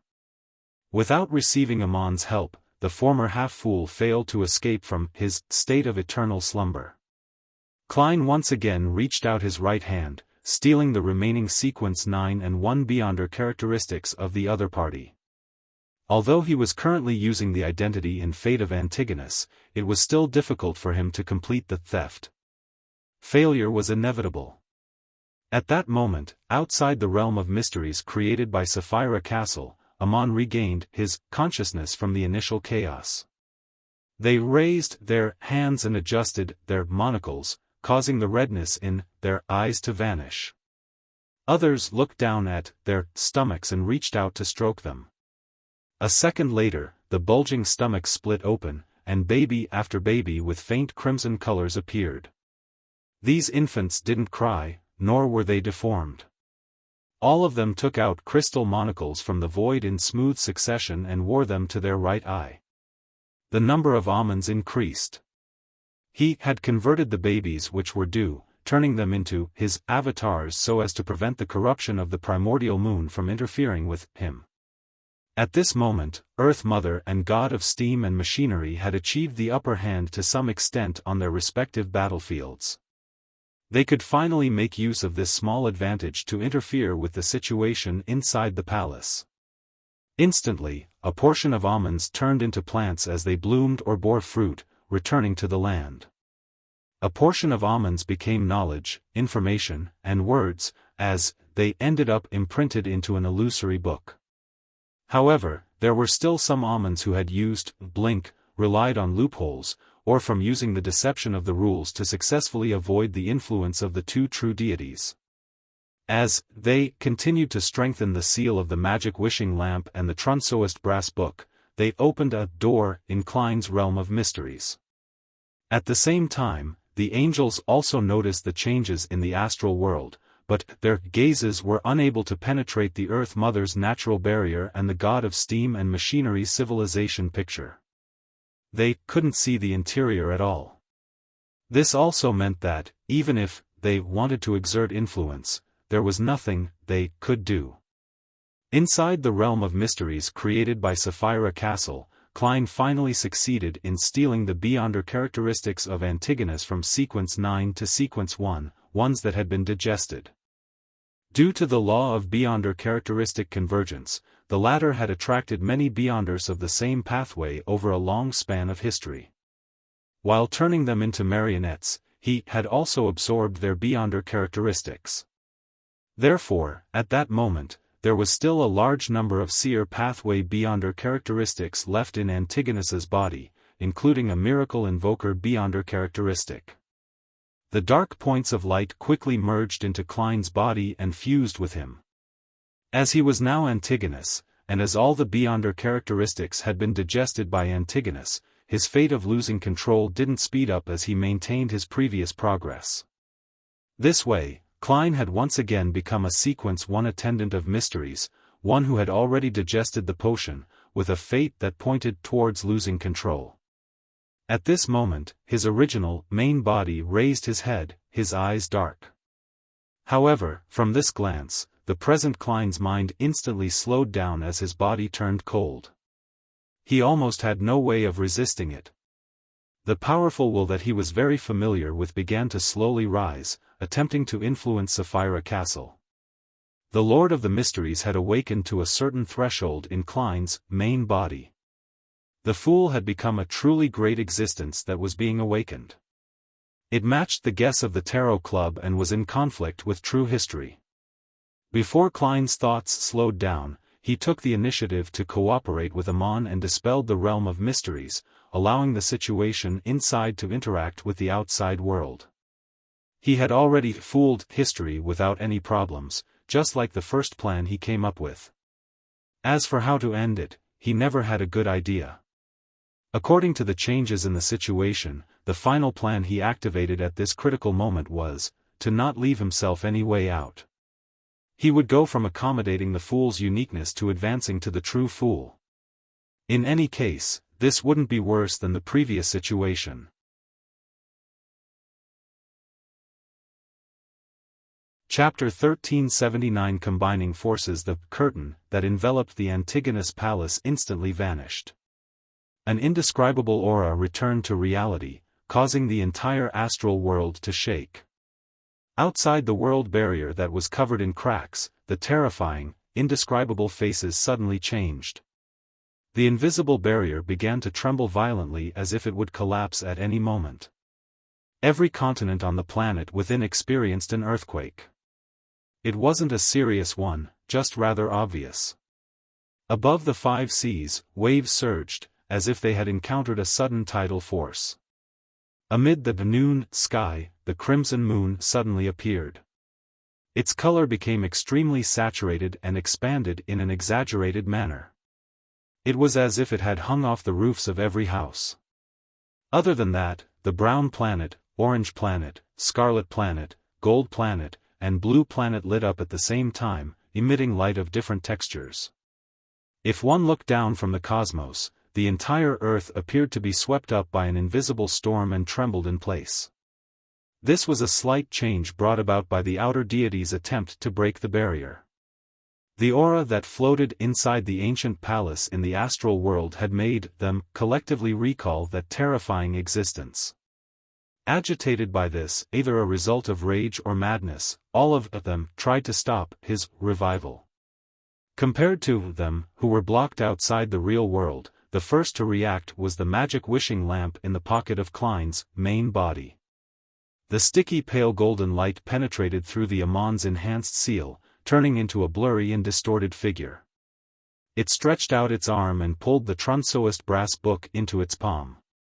The rules that were written previously had all disappeared, and a new article immediately formed: resurrection of the deceased is prohibited here. A faint grayish-white fog flashed and a familiar text appeared in front of this rule: all the following rules are ineffective.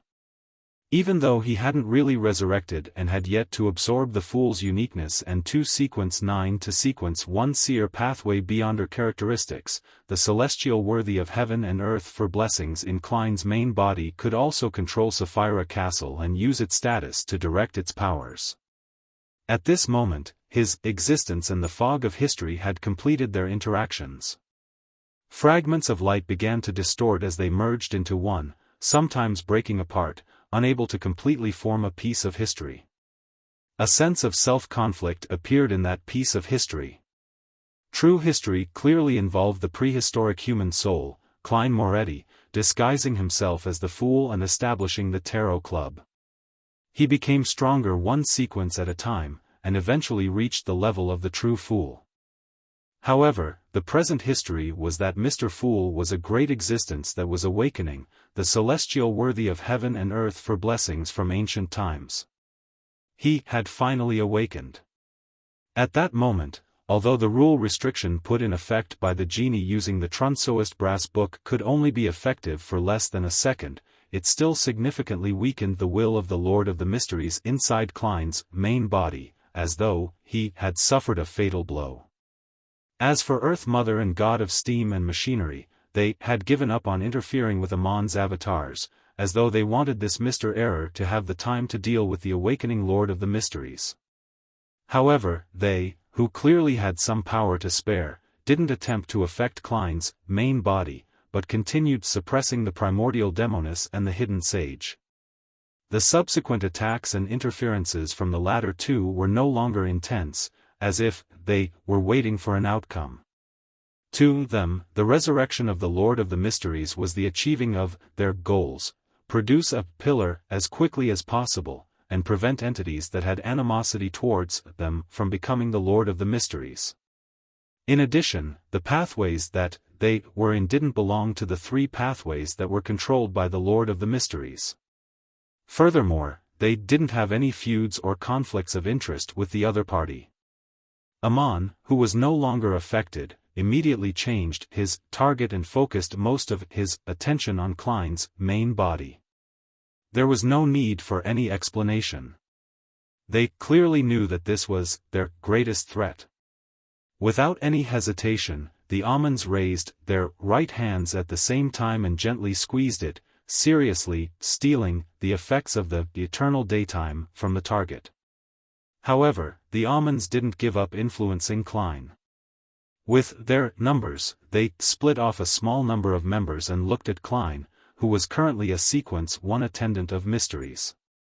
Furthermore, Klein also bore the identity of Antigonus. The monocles of these Amons suddenly lit up. Using the authority related to doors, they moved Klein out of the real world and into the cosmos. In the dark and vast universe, Klein's figure appeared. Then, it instantly became thin, turning into a paper figurine. The paper figurine first had its belly bloated before giving birth to a paper baby. Then, it rapidly rotted into dust. Klein had used grafting and paper figurine substitutes to block the attacks of the Amons. At the same time, the other Amons had succeeded in stealing the effects of the eternal daytime from Klein's main body. However, in the next second, the effects of the eternal daytime were once again stolen back. This was the Lord of the Mysteries' control over powers from his pathway. Even though he had yet to fully revive, he had already begun this process. Amon's eyes flickered as he immediately gave up on Klein and focused on three matters. Most of them continued to steal the effects of the eternal daytime and resist the Lord of the Mysteries, while a small number of them locked onto Antigonus, who was sitting on the huge stone chair. They began to steal the other party's state of eternal slumber. In addition, all the almonds had dispelled the strengthening of seals, and even weakened them. Klein, who was no longer being attacked by Amon, similarly didn't counterattack. His attention was focused on his main body. The awakening of the Lord of the Mysteries was the biggest problem. At that instant, an illusory mark appeared on Klein's glabella. It was a strange door of light that was stained with hints of bluish-black. It constantly emanated a faint grayish-white fog. Klein began to snatch control over Sapphira Castle from the Lord of the Mysteries, so that it wouldn't be so easy for him to make use of the level and power. And with the Lord of the Mysteries not fully resurrected and having yet to accommodate the Fool's uniqueness and the corresponding Beyonder characteristics, he could effectively reduce his strength, allowing his failure rate to increase significantly and for the effects to be inferior. With his addition, with his control over Sapphira Castle, the fooling received by the Trunsoist brass book immediately weakened. The chances of Amon's theft also increased. In the forsaken land of the gods, at the foot of the giant shadow formed by the ancient sun god, on the surface of the sea that was covered in all colors, words written in the most ancient language quickly appeared. The revival of the Lord of the Mysteries failed due to many interferences. With this sentence forming, as Klein fought for control over Sapphira Castle, the almonds once again stole the effects of the eternal daytime, effects that had augmented the Lord of the Mysteries. Elsewhere, they had also stolen Antigonus's state of eternal slumber. Without any hesitation, the almonds transferred the state of eternal slumber to Klein's main body and gifted it to the Lord of the Mysteries. The ancient existence's aura immediately fell silent, but it quickly rebounded. At this moment, the corresponding text appeared on the weakly sealed Trunsoist brass book: "Resurrection of the deceased is prohibited here." Suddenly, the terrifying will in Klein's main body rapidly weakened, producing a strong urge to fall asleep again. However, this will was so powerful that, even after a long period of time, it was unable to completely wear it down. Under these two restrictions, it was still tenacious and slowly recovering. It also attempted to use tampering and fooling to get out of the predicament. Klein sensed that the other party was using Sapphira Castle's power, so he immediately focused and interfered. At the same time, the Evernight goddess, who was floating above the ancient palace, slightly relaxed her control over Amon's true body. She pulled back the bird-shaped, golden accessory and aimed its head downwards. Inside the bronze eye of the bird-shaped, golden accessory, illusory layers of doors surged out, allowing a drop of colorless water that had a strong aura of stillness to drop onto Klein's main body in the ancient palace. This was a drop of river water from the river of eternal darkness. While the Evernight goddess was doing this, Amon's actual body's attempt to escape by opening doors also tacitly slowed down.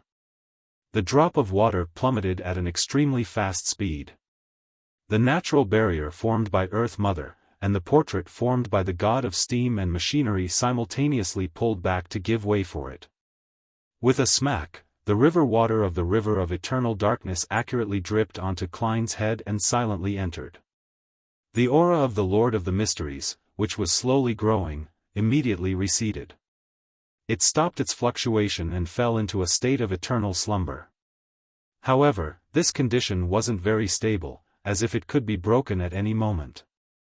At this moment, the Evernight goddess's empty hand pulled out a gigantic sword from the void.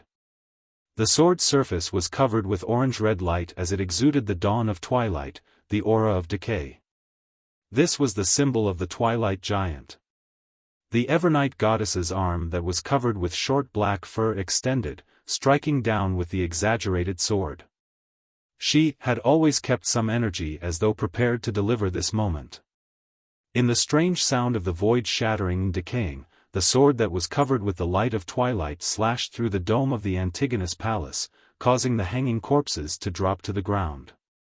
Right on the heels of that, it struck Klein's main body, which had yet to escape the state of eternal slumber.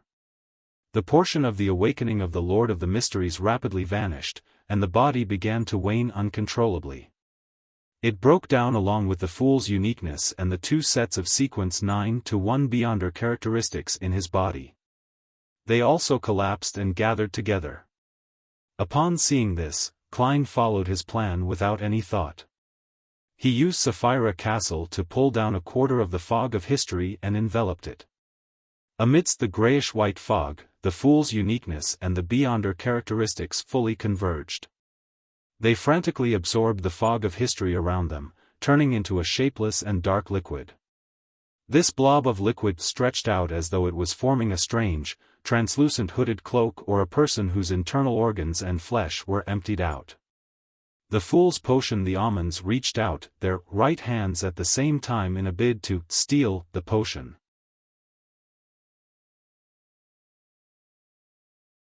Chapter 1380 A miracle. More than 1,000 almonds each committed theft.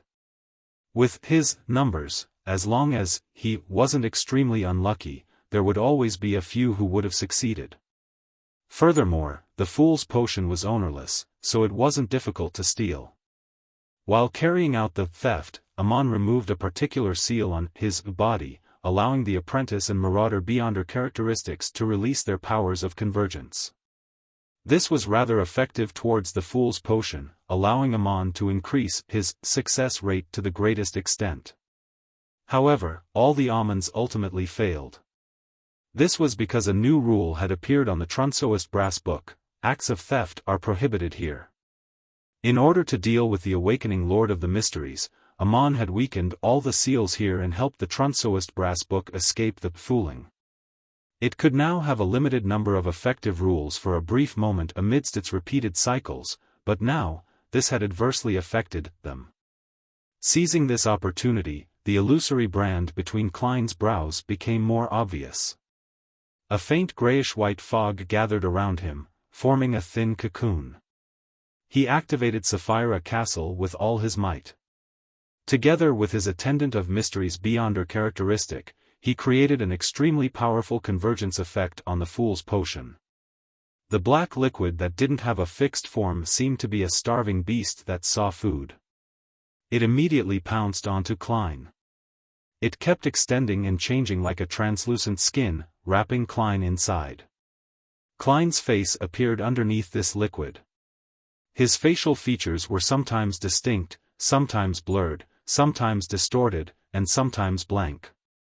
In the forsaken land of the gods, under the giant shadow formed by the ancient sun god, words in the most ancient of languages rapidly took form on the illusory surface of the sea that contained all possible colors. Antigonus's efforts at advancing to the Fool ultimately failed due to various reasons. The reason why this existence that once dominated the entire planet didn't use Klein Moretti's name was that he was now carrying the identity and fate of Antigonus. If the subject in the sentence had been the former name, then Klein could completely ignore it. What had Klein Moretti's failed advancement got to do with Antigonus becoming the Fool? But when the subject became Antigonus, it was like a prophecy, as if it was an arrangement that had the outcome already be decided. Such a sentence could make the situation turn very grim. If Klein didn't give up on Antigonus's identity and fate, he would be restricted by those words. If he gave up Antigonus's identity and fate, then the sequence 9 and 1 Beyonder characteristic in his body would no longer belong to him in the true sense of the word. He had never digested them before. They were Beyonder characteristics that Antigonus once controlled. At present, it had nothing to do with Klein Moretti. All he did was forcefully devour them. Under such circumstances, even if there were no other factors, just the undigested Beyonder characteristics would likely cause Klein to lose control on the spot. And consuming the Fool's potion in such a state and completing the advancement ritual was without a doubt impossible. As the ancient sun god wrote this sentence, the eternal blazing sun, the Lord of storms, and the God of knowledge and wisdom, who were situated in the astral world, sensed something. Each of them launched the most intense of counterattacks in an attempt to interfere with the other party's actions. However, even though a large portion of his energy was spent restricting the three true deities, making it rather difficult, the ancient sun god quickly completed the sentence. However, his giant shadow embodiment dimmed, as though he was unable to maintain it for too long. In the astral world, within the floating ancient palace. In the battle that pit the Earth Mother and the god of steam and machinery against the primordial demoness and hidden sage, the situation became even more intense. However, the former two were still able to divert a certain amount of strength to affect Amon's avatar, preventing them from destroying Klein's advancement ritual. The almonds were forced to blink everywhere, but some of them still turned into plants, blooming and bearing fruit before returning to the land. Others collapsed into words as they were imprinted into illusory books. Apart from that, a large number of them were strengthening the seal, limiting the Trunsoist brass book, preventing the rules it enacted from being effective, or be effective for only an instant. Under the influence of these three factors, even with Amon's numbers, it appeared to be insufficient. But even so, a small number of them managed to seize the opportunity to make crystal monocles and similar circular symbols reflect Klein's figure. In the next second, the monocles and circular symbols emitted pure light. This wasn't theft, but the act of returning things. At this moment, Amon's decision was to return an item that he had formerly stolen from Klein. It was Klein's thoughts of suicide. Back when Klein was captured by Amon and brought to the forsaken land of the gods, he had tried on many occasions to commit suicide but failed to succeed. He had such thoughts stolen by the other party. At the critical moment of his advancement, once he had the intention to commit suicide, the outcome could be imagined.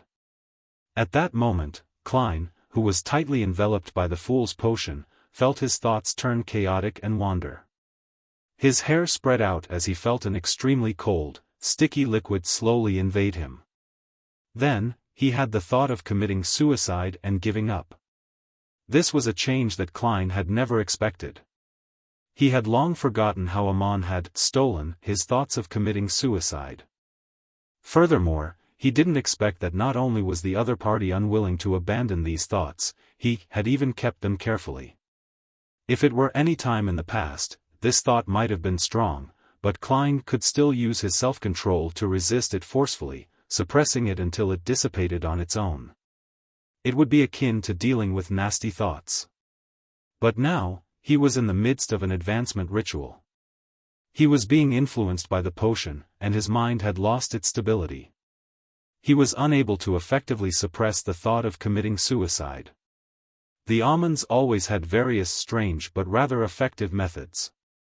Fortunately, Klein wasn't only Klein, but also Antigonus.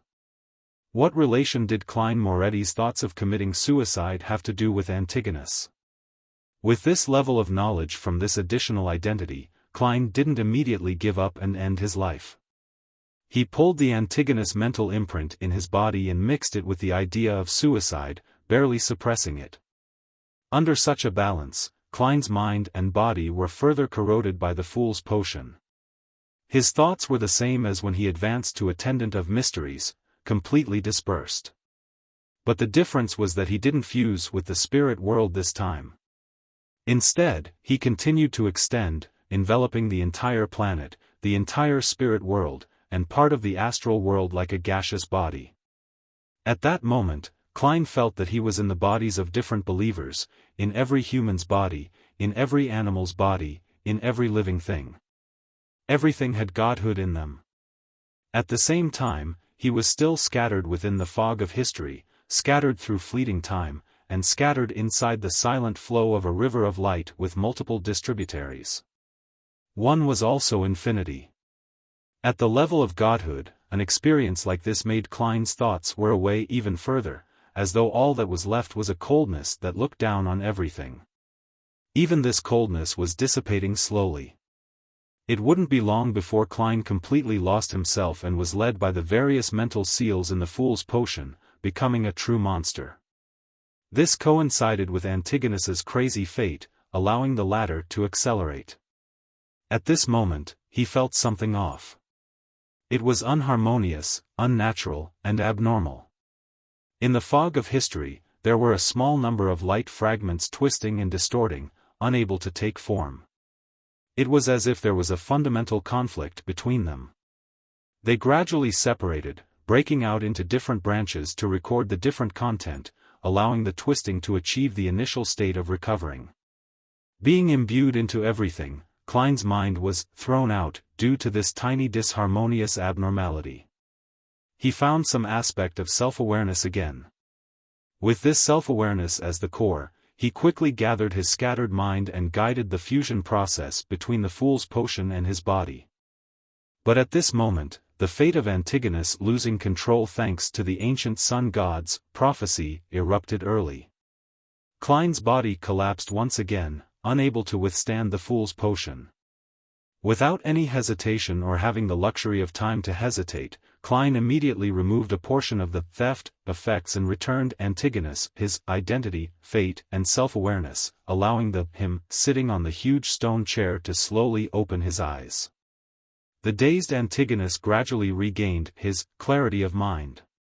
He didn't immediately lose control, because the main reason he lost control was that the Lord of the Mysteries had awakened to a large extent. And now, the fool's uniqueness and most of the beyonder characteristics that contained a portion of the will was no longer in his body. Therefore, Antigonus could use his own will to resist the madness and try to stop the fate of losing control. The prophecy of the ancient sun god came true. Antigonus really failed to advance to sequence 0 the fool.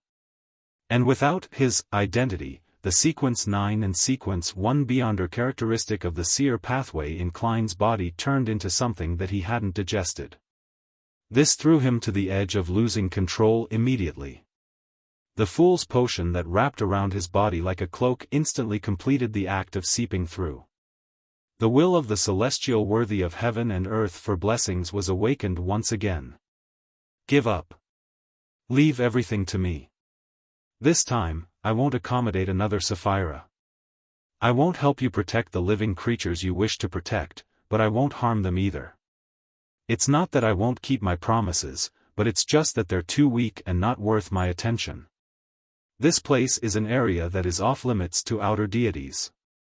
The unfamiliar yet weirdly familiar ravings reverberated in Klein's heart, giving him the idea of giving up.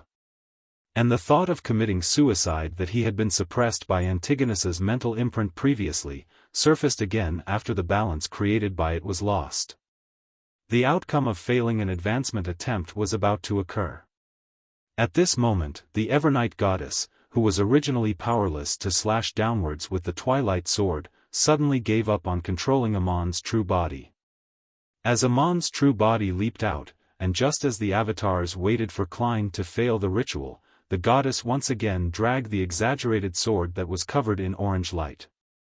This time, the target was Klein. A thought flashed through Klein's mind as he took the initiative to be controlled by the thought of committing suicide, not making any attempts to resist. With a poof, he was slashed by the symbolic sword of twilight, shattering into a rotten body of meat that seeped out beyond her characteristics. Klein died. Before the Amons took any sort of measures against him, he was killed by the Evernight goddess before the ritual failed and before he completely lost control. In the next second, the Evernight goddess wore the bird-shaped, golden accessory on her head as her body expanded and enveloped the ancient palace. She instantly erased Amon's true body, avatars, Earth Mother, Primordial Demoness, God of Steam and Machinery, Hidden Sage, and Antigonus, as though they were erased by an eraser. Concealment. The ancient sun god seemed to understand what the Evernight goddess wanted to do, but having already made 2 prophecies, there was no way for him to write a third sentence. As for the 3 true gods, they continued throwing what they had at him, holding him back. In the next second, a miracle happened. Klein returned from the fog of history. The uniqueness of the Fool that had already belonged to him and the 3 sequence 9 to sequence 1 beyonder characteristics rapidly returned to his body. Afraid that he would be disturbed, the genie quickly made use of the Trunsoist brass book to add a rule: this place is suitable for the return of beyonder characteristics. Suddenly, Klein returned to his previous state of him drinking the Fool potion. But the thing that was different from before was that, back then, his body's pillar of support belonged to the sequence 9 to sequence 1 beyonder characteristics of Antigonus, ones he hadn't digested yet. And now, the first to return to him was undoubtedly the digested sequence 9 and 1 beyonder characteristic that once belonged to him.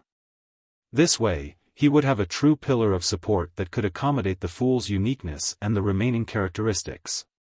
Klein was in a state that was the same as when he first arrived at the main peak of the Hornacis mountain range, an attendant of mysteries who had finished digesting the potion and was capable of attempting to advance to sequence 0 the Fool. By relying on his resurrection, Klein had completely overturned his state. This was the flash of inspiration he had obtained from Roselle's resurrection. Of course, the entire process was different from the resurrection of a Black Emperor. The character that Klein had arranged to kill him was the genie. He never expected that the Evernight goddess, who he hadn't discussed this with, would share such tacit understanding with him. In that instant, his body split apart, turning into a thin gray fog and dark liquid. The gray fog and black liquid blended together, and the countless maggots that resembled meat tendrils sprouted on the surface. Then, they intertwined into a translucent dark-colored cloak. There was no body under the cloak, just darkness. This process was very brief. In less than 2 seconds, the Evernight goddess's concealment of so many deities was clearly unable to last that long. In an instant, a door of light traveled across the surface of the concealed world at an extremely high speed. The door suddenly opened, and Amon, who was wearing a pointed hat and wearing a classic black robe, leaped out. At the same time, he saw an illusory mask with blank facial features appear under the translucent dark-colored cloak. The mask instantly outlined Klein, who had fused with Gehrman Sparrow's traits. Amon's thoughts turned chaotic as though he had his intelligence forcefully lowered. The Fool was born.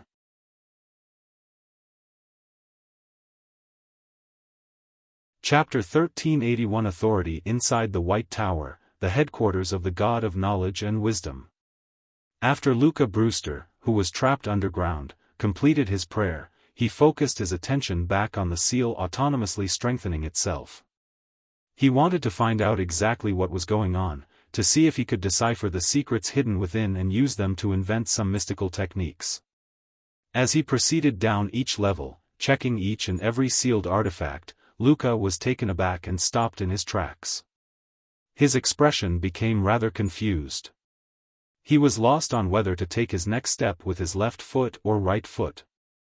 This seemed to be a very profound, esoteric question to comprehend. In the southern continent, beside a cathedral belonging to the Evernight goddess, Leonard picked up the cup of coffee made from local ground beans and wanted to take a sip. During this process, his thoughts wandered to the closed windows and the bright sky, trying to figure out the anomaly. However, he was unable to leave the room and was sealed here. As for Old Man Pallas Zoroast, he had fallen into a strange state of silence without answering his questions. Thankfully, there wasn't any additional danger. Therefore, Leonard could still sit in peace, using thoughts to replace action. After an unknown period of time, he looked down at the cup of coffee that had been placed back on the table. He frowned slightly and muttered to himself in puzzlement, "What did I want to do just now?" The Rorstad Archipelago, in the concealed biome city. Having not noticed the changes in the environment, Danitz carefully fiddled with the telegraph device in his room. The Golden Dream had recently come to the Sonia Sea and stopped at a port with a telegraph office. Danitz wanted to invite them over to Biome as guests to take in the grandeur of a Lord's Oracle. If possible, he wished that the Golden Dream could use Biome as its primary harbor. This way, he could return to the ship at any time to participate in adventures and seek out treasures. At the same time, he could choose to listen to the captain's lectures.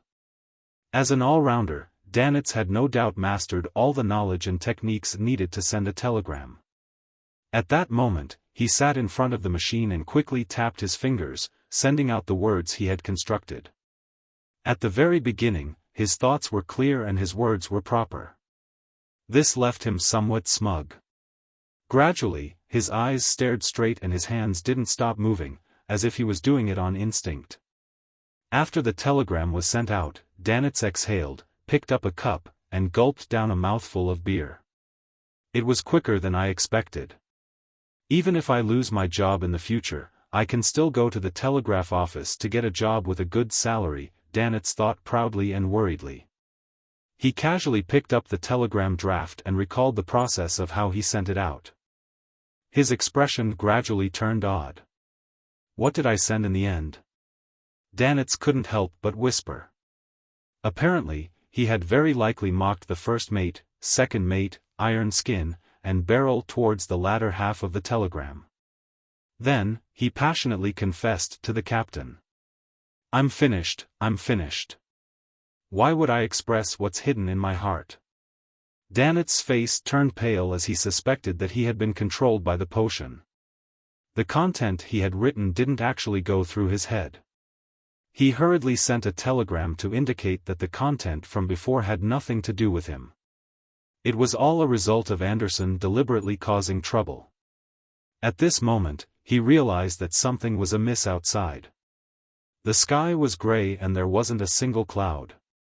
In the astral world, the existences and objects that had been concealed by the Evernight goddess broke through the restrictions and returned to reality one after another. They were like Amon's actual body, looking somewhat dazed without making any immediate reaction. In addition, the Evernight goddess also paused in midair in confusion, as though she hadn't thought about her subsequent actions. However, her first instinct was to protect herself. The Lord of Storms, the eternal blazing sun, and the God of knowledge and wisdom, who had been restricted by the thick prism-like spots of light in their own kingdoms, also experienced certain changes. The intensity of their counterattacks was clearly lower, giving people a sense of self-doubt, unsure if the entity before them was an enemy. The genie abandoned the Trunsoist brass book and directly returned to the magic wishing lamp. He seemed to have fought to his limits and had no choice but to retreat into the seal. He also seemed to recall something as he subconsciously evaded. Antigonus, who had just regained his self-awareness and lucidity, was once again confused. His face was filled with question marks. Who am I? Where am I? What am I doing? What is happening around me? In the forsaken land of the gods, the ancient sun god's giant shadow sighed and said, "Let there be light."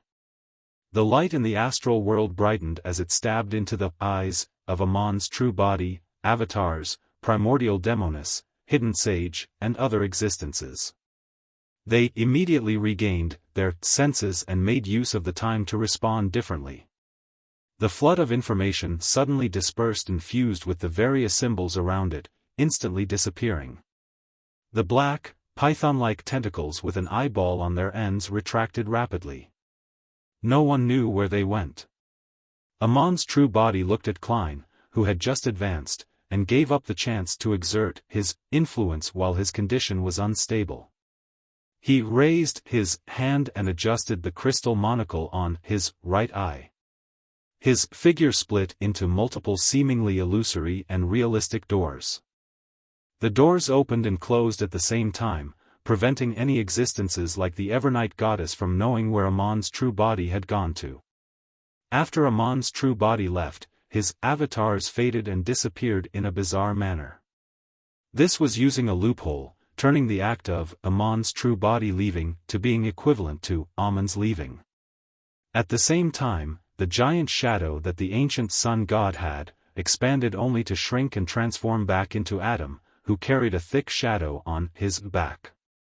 Beneath the feet of this visionary, the sea that contained all colors instantly dissipated as though it had returned underground. Looking up at the astral world, Adam returned to the back of that shadow screen through a crack. The fusion between him and the true creator had just begun, and it wasn't over yet. The attempt to raise himself to the level of half a great old one was actually rather difficult and risky. This would make their progress a lot slower in the future. In the astral world, as the war subsided, the natural barrier formed by plants and the portraits of civilization faded away, along with the illusory crimson moon. The Lord of Storms, eternal blazing sun, and the God of knowledge and wisdom first shattered the thick spots of light outside their divine kingdoms. Then, they calmed down and returned to continue blocking the world barrier's cracks.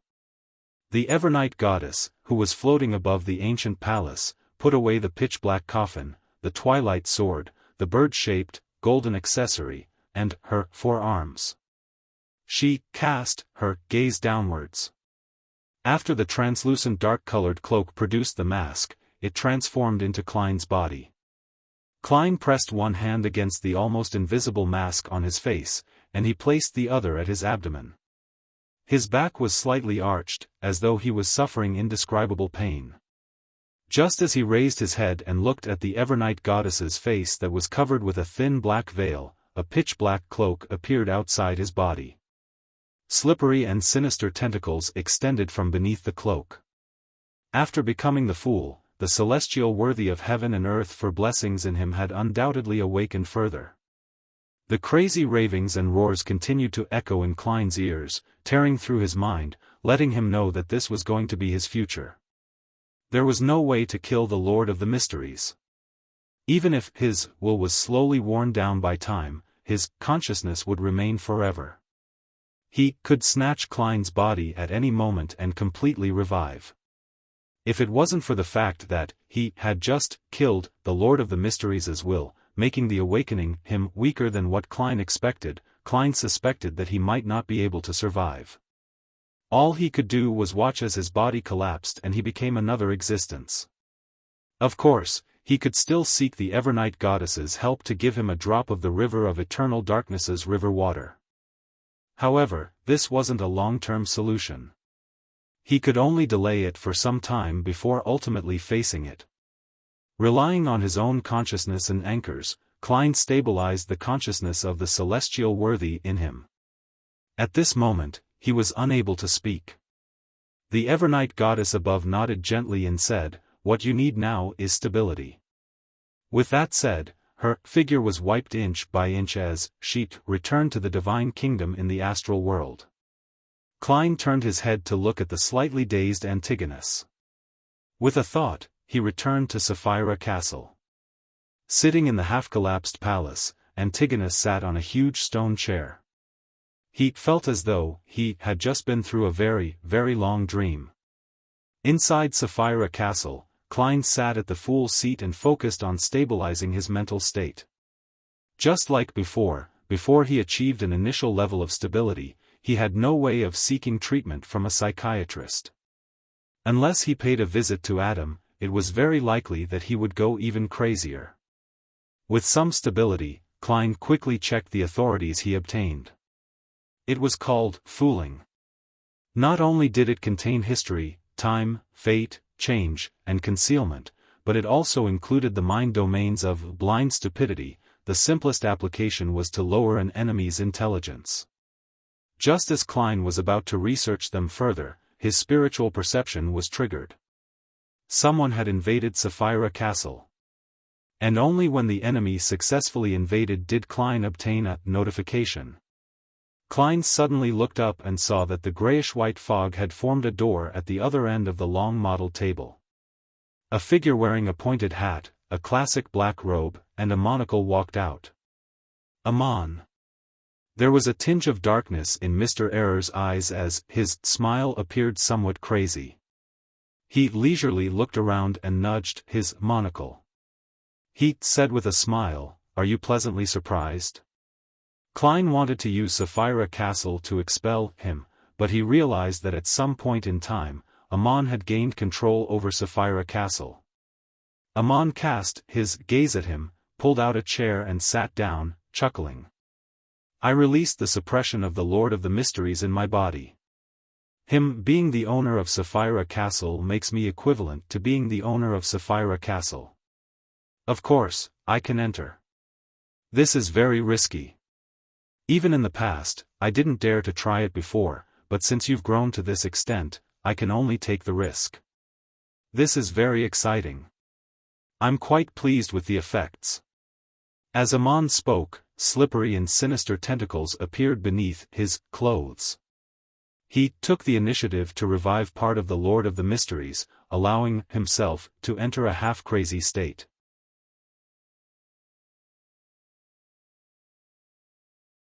As Amon spoke, Klein appeared to be listening, but he had actually attempted to leave Sapphira Castle. This wasn't because he wanted to give up or surrender, nor was it because he was too timid and subconsciously considered fleeing first. Instead, he believed that this was the best solution for the current situation. If he stayed in Sapphira Castle, Klein would face 3 difficult questions. Firstly, he had just advanced to the Fool and his condition was extremely unstable. He had to divert a large portion of his mental strength to suppress the awakening will of the celestial worthy of heaven and earth for blessings. Secondly, there was no way for him to obtain the help of his allies, he could only fight alone. Thirdly, under the situation that everyone could influence Sapphira Castle, even if Klein had a deeper level of control over Sapphira Castle, he wouldn't be able to express an overwhelming advantage. He might even be disrupted in his use of Sapphira Castle because his opponent was good at making use of loopholes and creating bugs, making it difficult for him to reach the same level as him. This way, when a sequence 0 the Fool faced a half-crazed, dual pathway error and door, even if he wasn't in a scenario of facing a 100% failure rate, the chances of winning were extremely minute. And by taking the opportunity to escape Sapphira Castle, Klein could immediately obtain the help of his allies to reverse the situation between the two. If Amon were to chase after him, Klein would interfere with his return to Sapphira Castle and make him face his allies. At that time, the primordial Demonis would definitely not attack again. The ancient sun god might not be able to reproduce the power of half a great old one anytime soon. With the lead of the Evernight goddess, the 6 orthodox deities were enough to deal with Amon. Even if Amon, who was in control of all the authorities of the error and door domains, wasn't easily killed, the orthodox deities would definitely be able to weaken him and seal him. After Klein stabilized his mental state and deepened his control over Sapphira Castle, he could then kill him in a targeted manner. This process was almost irreversible, even if the ancient sun god could still produce the level, status, and strength from before. His limit appeared to be suppressing 3 orthodox deities at the same time, and this didn't include the Evernight goddess. Of course, the outer deities were undoubtedly unwilling to see the birth of a new Lord of the Mysteries. Once such a situation happened, they would definitely try their best to interfere, preventing Amon from dying.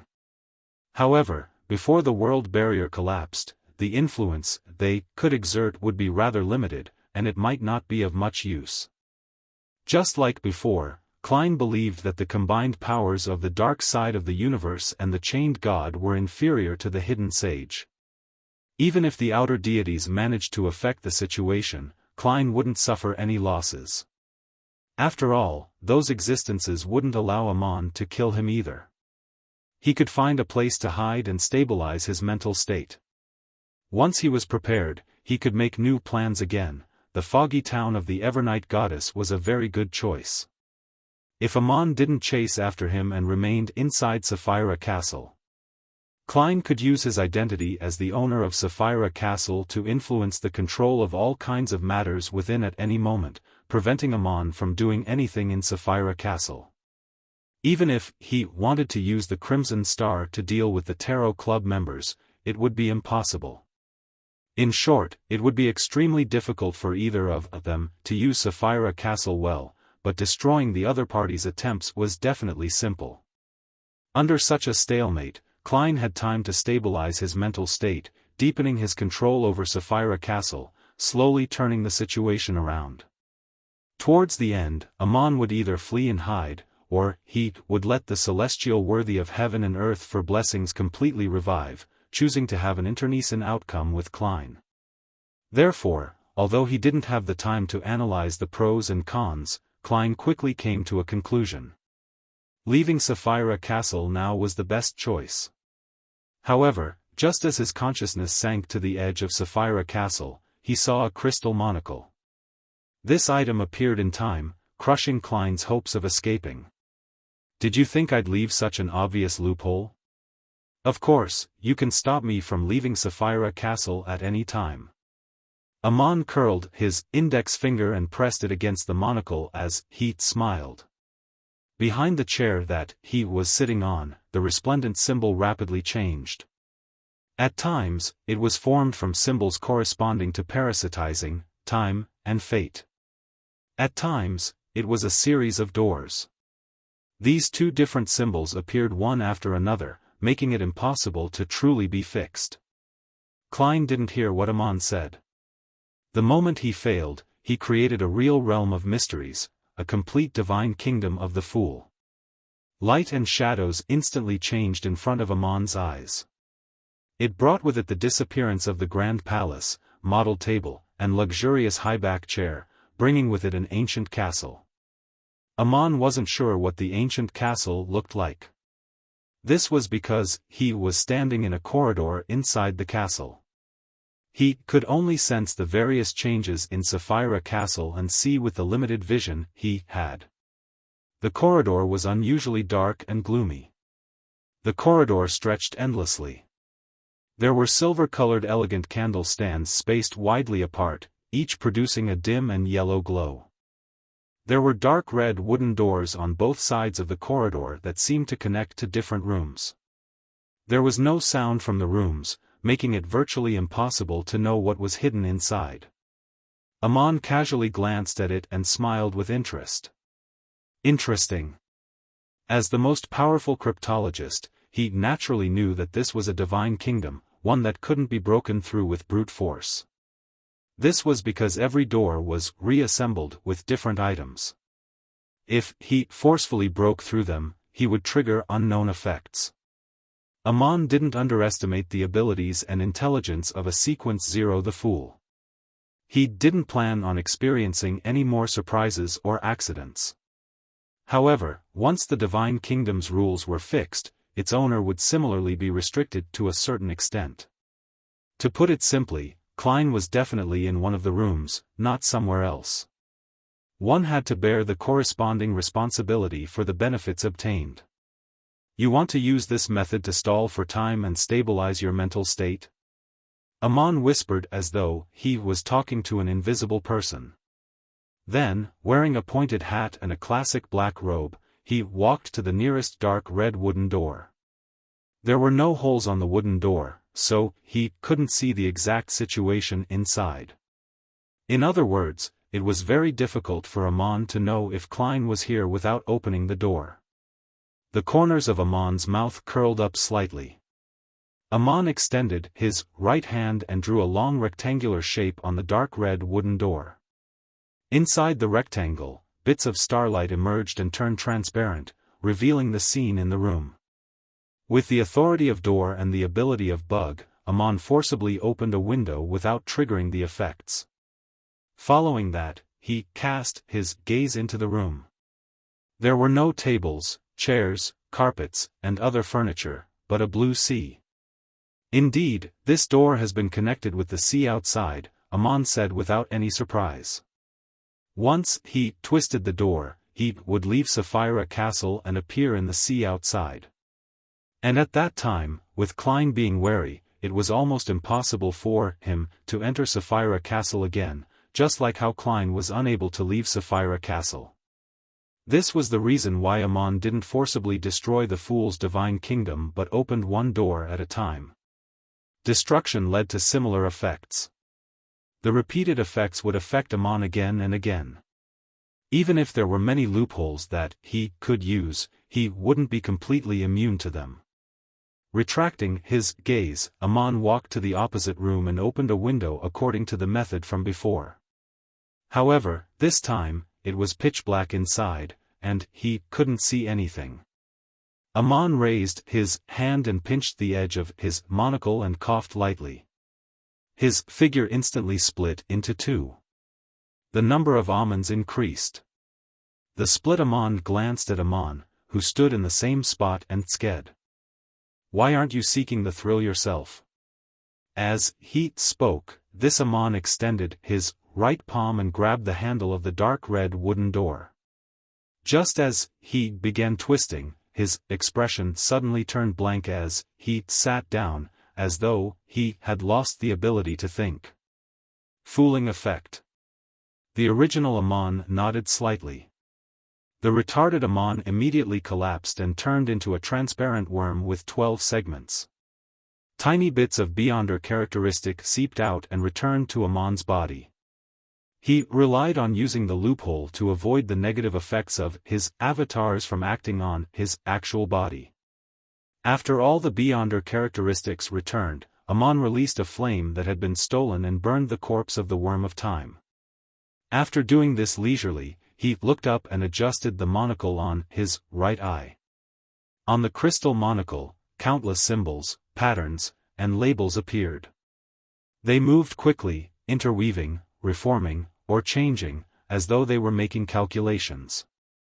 This was a combination of a cryptologist's power of decryption and the key of Star's authority on position.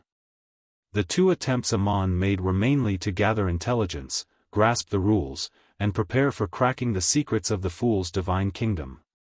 Soon, the symbols, patterns, and labels formed a scene on the monocle. Behind a dark red wooden door, a few slippery tentacles extended out from Klein's body. He sat on a high-back chair and calmly watched the entrance. The corners of Amon's mouth curled up. With a flash, he appeared in the room. However, everything before his eyes suddenly collapsed. Klein with the Fool's aura quickly turned thin, turning into a card. On the card, Roselle Gustave was wearing a gorgeous head accessory in colorful clothes, holding a stick with luggage hanging from it. His eyes were filled with longing. The Fool card. The Fool card from the cards of blasphemy. Klein knew that relying solely on paper figurine substitutes and adding the fooling effect and grafting his true aura onto it wouldn't be able to deceive a top-notch swindler like Amon. Therefore, he used the Fool card, which had some convergence powers, as his paper figurine. Although Sapphira Castle couldn't be used again, this was Klein's home ground after all. There was his junk pile, the various items he had gathered, and the newly obtained Trunsoist brass book and the borrowed magic wishing lamp.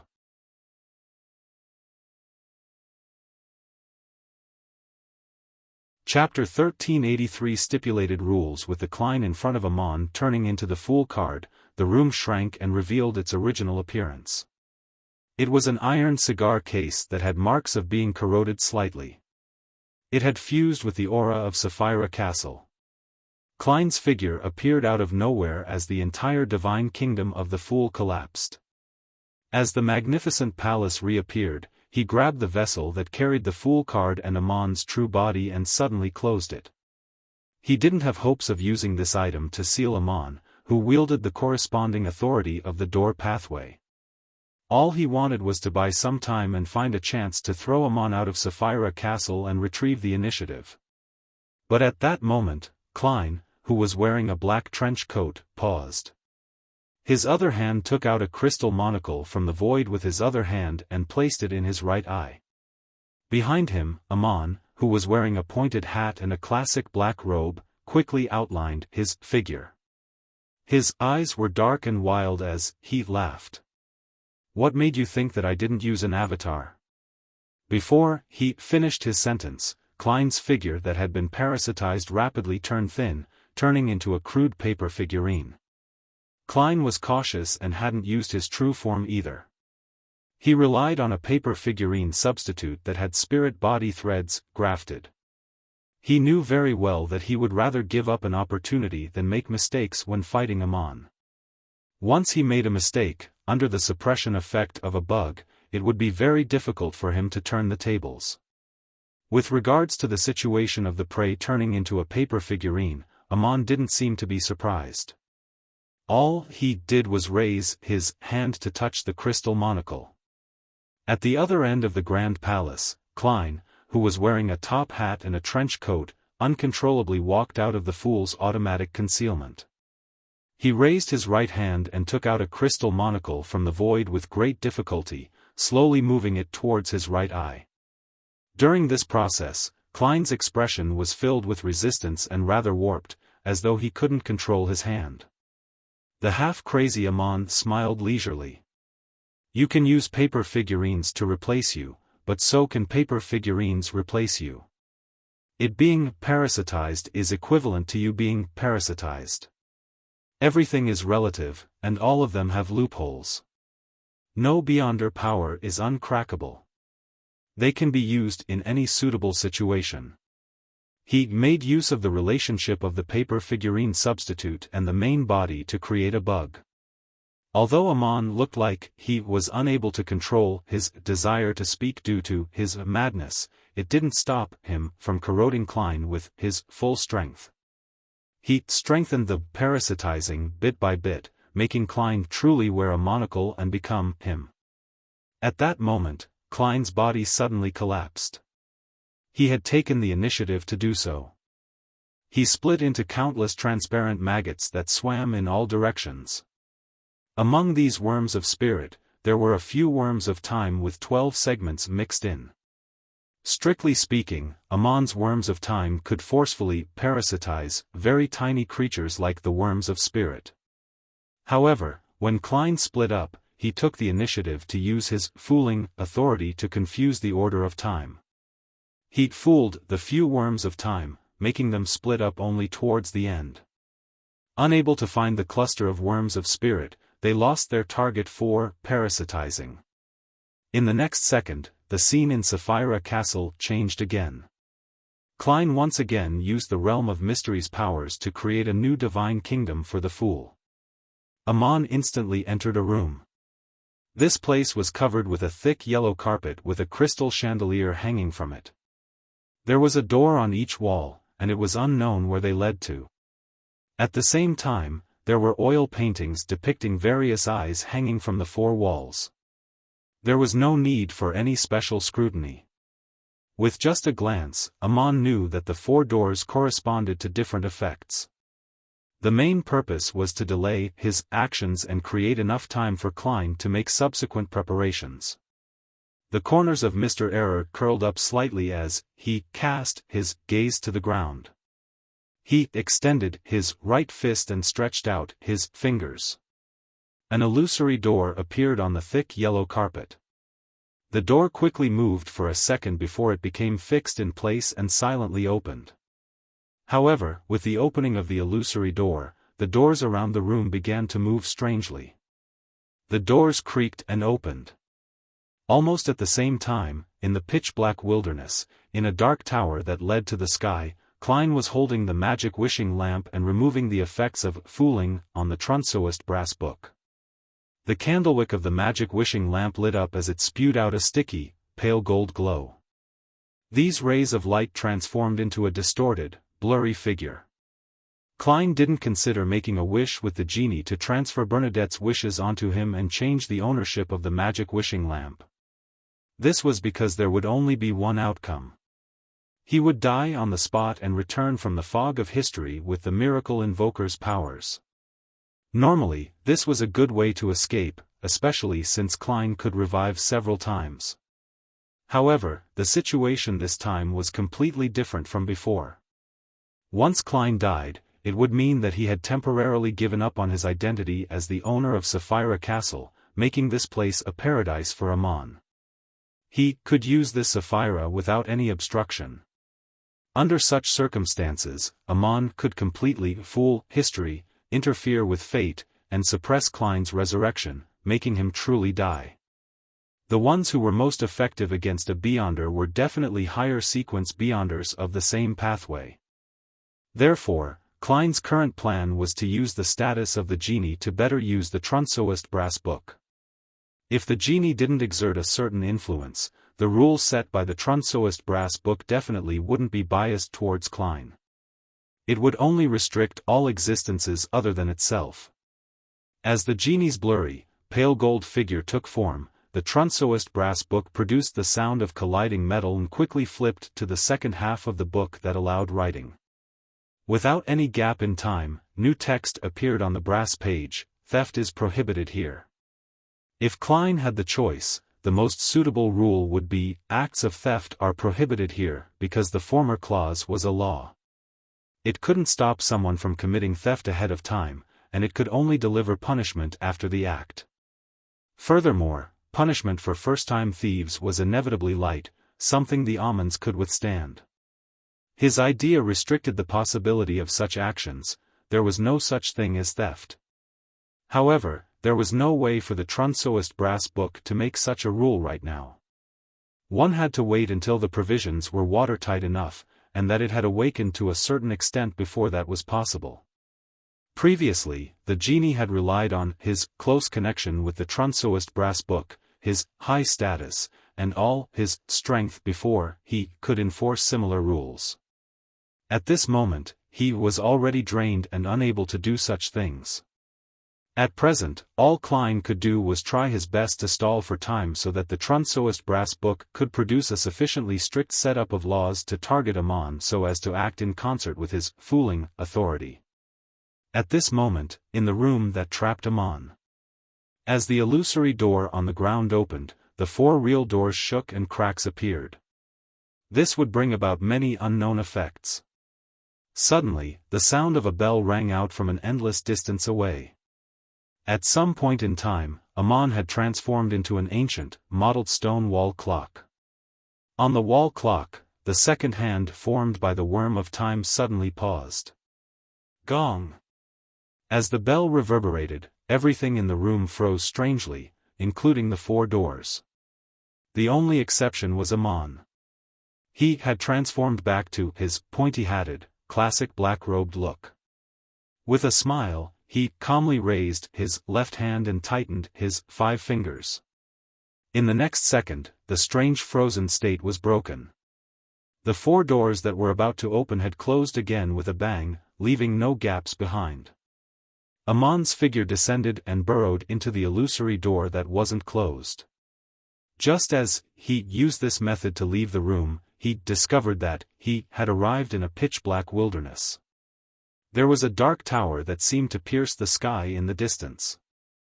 Inside the tower, the Trunsoist brass book in front of Klein had formed a second rule: deception is prohibited here. Although Amon couldn't see what was happening, it was as though he had sensed something. After all, a high-ranking person who used the rules of deception as entertainment was undoubtedly able to sense the changes in the rules. Otherwise, there was no way of accurately finding loopholes. He immediately raised his hand and adjusted the monocle stuck in his right eye. On the surface of the crystal monocle, a blinding, pure white light spewed out, illuminating the wilderness. There were no longer any concealed existences here. This was the eternal daytime that he had previously given to Klein and retrieved from Klein's main body. In such an environment, the dark tower melted inch by inch. Klein floated in midair with one hand holding the magic wishing lamp, and the other holding the staff of the stars. In front of him was the open Trunsoist brass book. Amon took the opportunity to stretch out his hand that was holding onto the monocle. From a distance, he gripped Klein's projection to his palm.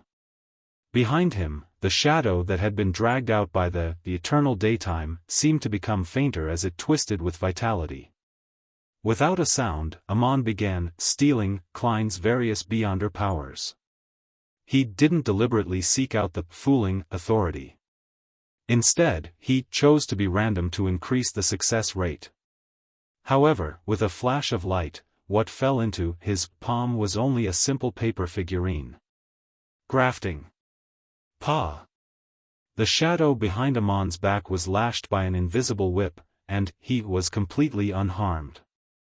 He created an error, letting his shadow replace him. Following that, Amon laughed as his voice resounded in Klein's ears. "Genie, I can also promise to send you back to the cosmos. Look, I wasn't punished. This means that I'm not swindling you."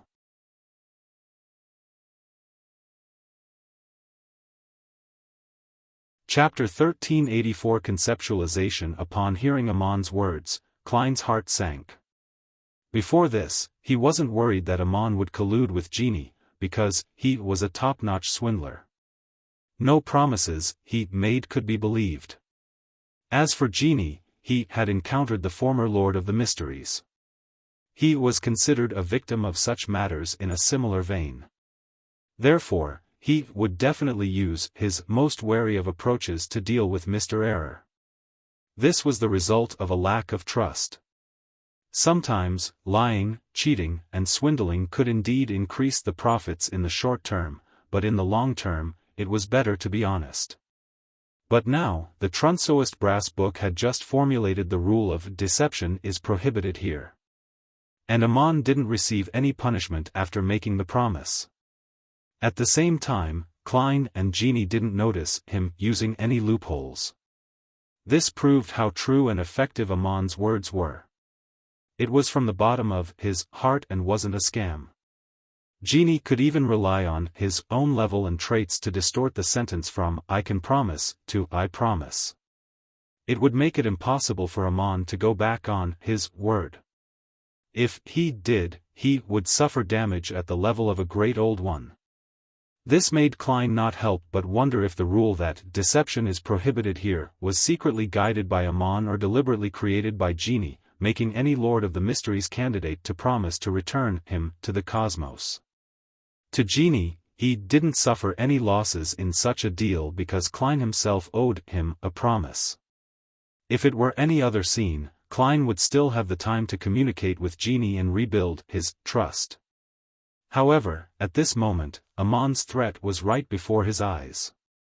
He wouldn't give him the chance to resolve this problem. If he chose to continue to believe in Genie, Klein would be putting his life in the hands of this outer deity and be under his control. In the subsequent battle, as long as Genie was able to formulate a few rules that appeared to be fine but were biased towards Amon through the Trunsoist Brass Book, Klein, who was already at a great disadvantage, would rapidly lose with no way to reverse the situation. As his thoughts raced, Klein made the choice of this gamble. A translucent dark-colored cloak instantly appeared around him. His face was covered with a strange and distorted mask. The fool. Invisible rings rippled from his body and instantly enveloped Genie, the Trunsoist Brass Book, and the entire wilderness, as well as Amon. Blind stupidity, authority. Amon's monocle temporarily lost its luster, as though he had lost his vision. His gaze also turned dull. The speed of text being written on the Trunsoist Brass Book clearly slowed down as though it would take 15 minutes or even hours to think up the next rule. Genie's blurry and distorted golden figure shook as it suddenly shrank back into the golden magic lamp that looked like a water flask. It was unknown if it was escaping or if it was purely an instinctual reaction. Seizing this opportunity, Klein attempted to escape Sapphira Castle as he prepared to graft something to himself. Just as his consciousness sank, the crystal monocle appeared at the edge of Sapphira Castle, blocking his path. Even though his intelligence had been reduced briefly, Amon still seemed to remember to stop Klein from leaving Sapphira Castle. His eyes quickly regained clarity as they were still dyed black. His mouth slowly opened as he laughed uncontrollably. "I've written this matter into my instinct. This is a good way to resist the effects of blind stupidity." Clearly, he had cheated the rules and lied to himself, making his instincts believe that this was what he wanted. Klein wasn't depressed. He immediately completed the grafting he had prepared long ago. In the cosmos, a giant star that emitted light and heat suddenly dimmed. In the wilderness, with the effects of eternal daylight, an orange sun with a destructive aura and a heavy feeling descended from the sky. The entire wilderness collapsed and curled up as though it was going to charge straight into the star. At the same time, everything here was ignited, including Amon. In the next second, the surrounding void began to shrink as they revolved around the real sun. Everything in the world either disintegrated or vaporized. All that was left was the magic wishing lamp and the Trunsoist Brass Book, which were still struggling to withstand the flames, barely suffering any damage. Klein, who was floating in midair, had long disappeared. He had grafted himself to that star. Of course, his grafting was only with the concept of a star, not a physical entity. Otherwise, with the Fool's obviously lower defense than most sequence OS, he would be directly swallowed by a real star and die on the spot thanks to his relatively weak body. The Fool was a very extreme deity. He had the ability to destroy a star, but he was unable to face it directly. His strengths and weaknesses were equally obvious. In addition, conceptualized objects couldn't directly affect the surrounding environment and harm the enemy. It wasn't enough to write the words, immense mass, gravity, high temperatures, high heat, and fusion, to create similar effects, but as Mr. Fool, Klein held the authority of fooling. He made his surroundings change according to the concept of a star. This was an intense change and also a type of fooling. Amon, who was wearing a pointed hat and a classic black robe, was completely ignited under the illumination of the star. He began to vaporize. At this moment, his figure distorted as he was instantly dyed with resplendent starlight. He turned extremely illusory, as though he had transformed into an astral door. At that moment, Amon no longer resembled a physical creature. He was closer to a collective body of the symbols like wandering, astral world tunnel, key, and door. This was the ability of a planeswalker to use the astral world to head to different planets and worlds. They were able to transform themselves into symbols, allowing them to effectively use the astral world. At Sequence O Door's stage, the qualitative change in such powers became conceptualized. Amon transformed himself into a concept creature and avoided the damage brought by the star. A figure suddenly appeared behind him. It was Klein, who was wearing a trench coat and a top hat. Almost at the same time, Amon's thoughts slowed down a little. His spirit body threads were grabbed by Klein. Using the chaos brought by the star, Klein dispelled the combination he had with the corresponding concepts, and he secretly grafted the location of both parties and arrived behind Amon. Originally, without the concept of reassembly, the star's influence on the surroundings would immediately stop. However, Klein had fooled time, allowing the effects of the first 2 seconds to linger until now, allowing him to fool Amon. If possible, what Klein wished to do now was to deepen the control of Amon's spirit-body threads and turn him into his marionette. However, he knew very well that in the present situation, the probability of success was very low. On the one hand, Amon could withstand damage and steal the spirit-body threads back. On the other hand, he might be able to use the connection established between the two of them via the spirit-body threads to use a bug and influence Klein and parasitize him. Before he had absolute confidence, Klein didn't want his actions to appear rash. The main goal of capturing Amon's spirit-body threads was to give the other party a certain sense of sluggishness. This was a performance of the fooling authority during the stage of transforming into a marionette. And with Klein's present state, he was naturally more willing to choose such a low-level but effective method.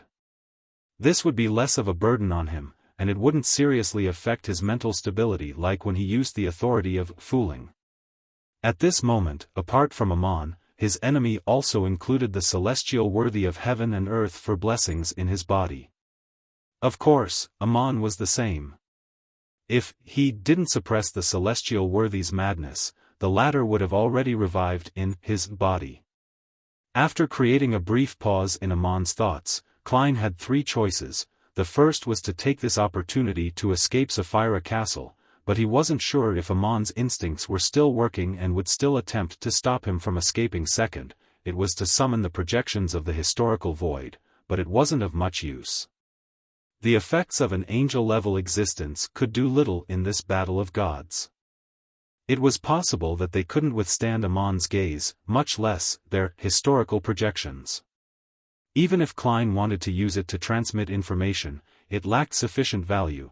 The other deities couldn't enter Sapphira Castle and provide help. Third, he could use this opportunity to exert a certain amount of influence on Amon's true body. Without any hesitation, Klein chose the third plan. He wanted to take the opportunity to graft Amon, Sapphira Castle, and the Door of Light that was stained with bluish-black together. Klein felt that Amon's half-crazy state wasn't bad enough. He just appeared rather talkative, with him occasionally not grasping an opportunity. He wanted to make him go crazier.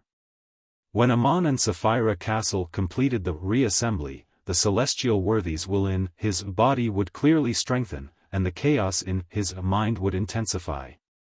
That way, Amon would lack the rationality to restrain himself, making his actions more instinctive than being the result of a contemplative thinking process. To Mr. Error, who was an expert at deceit, this would be fatal. Of course, Klein could only maintain this kind of grafting for a second. Exceeding this limit might mean that he would no longer be facing Amon, but the celestial worthy of heaven and earth for blessings. When the time came, the other party would definitely gladly accept the gift of Sapphira Castle. He could then fight Sequence O the Fool with a Sapphira, 2 uniquenesses, and the corresponding Sequence 1 beyond her characteristics. Originally, Klein could have relied on his fooling authority to reduce Amon's intelligence, but firstly, he wasn't able to use power at this level for a long time in his current state. Secondly, as a dual pathway true god, and a wielder of many authorities, the duration of the blind stupidity effect on him was rather limited. Therefore, Klein had no choice but to take the risk of grafting things in such a way. And madness would accompany Amon, doing so until he found a new balance or met the best psychiatrist. In the blink of an eye, the translucent, cold mask appeared on Klein's face once again. A strange door of light that was stained with a hint of bluish-black suffused from Amon's body. Sapphira Castle.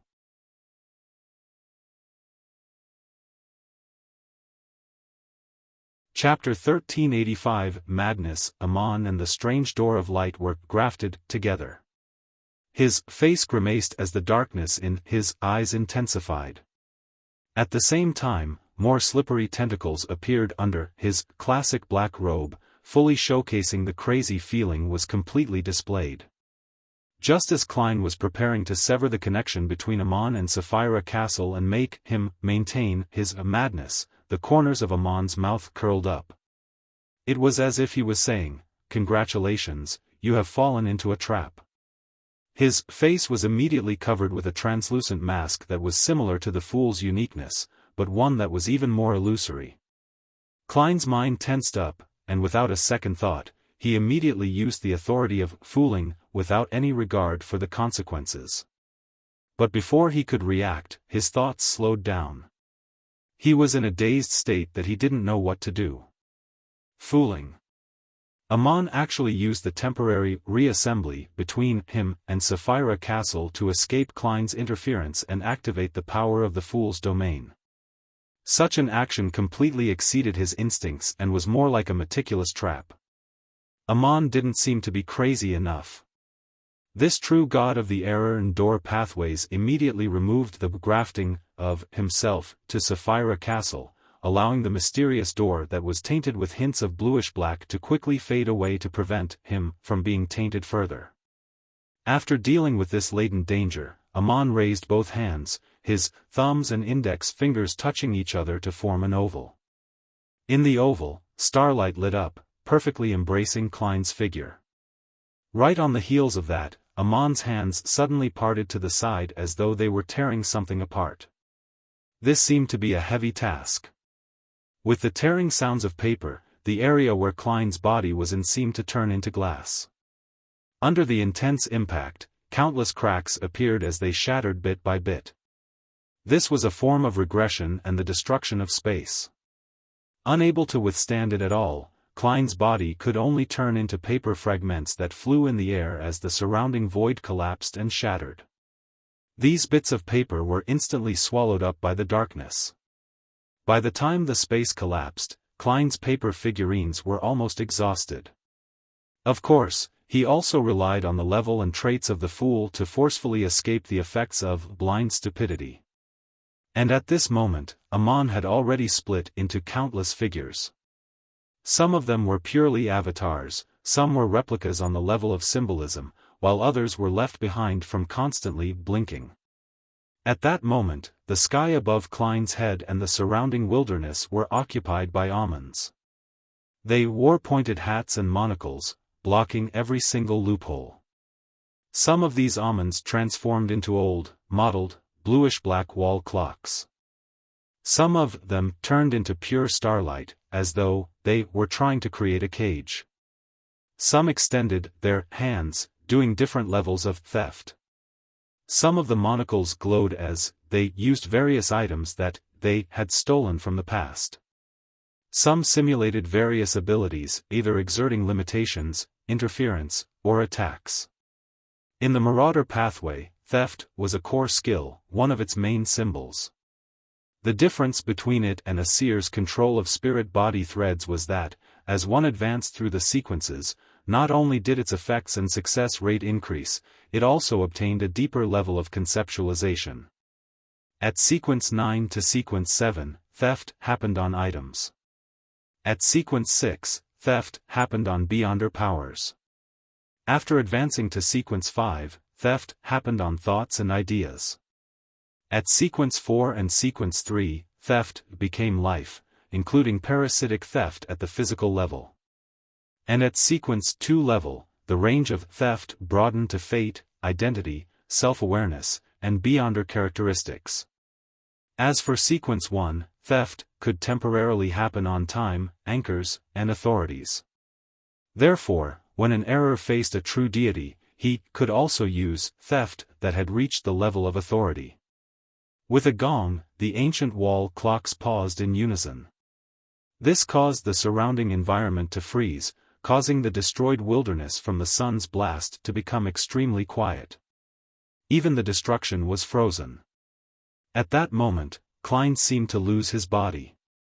All that was left was a translucent dark-colored cloak and a bizarre ice-cold mask. Under the cloak and mask was rich darkness. Nothing could be seen other than the slippery and sinister tentacles that extended out. In such a state, Klein seemed to escape the limitations of time. In a frozen environment, he moved like a fish. Through various cracks in reality or concept, he emerged from the encirclement of the Amons. He once again used his fooling authority. This time, he fooled time.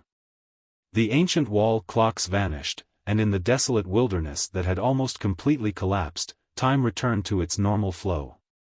The Amons stopped, their attempts suddenly merged into one, and blinked behind Klein, preventing him from having a breather.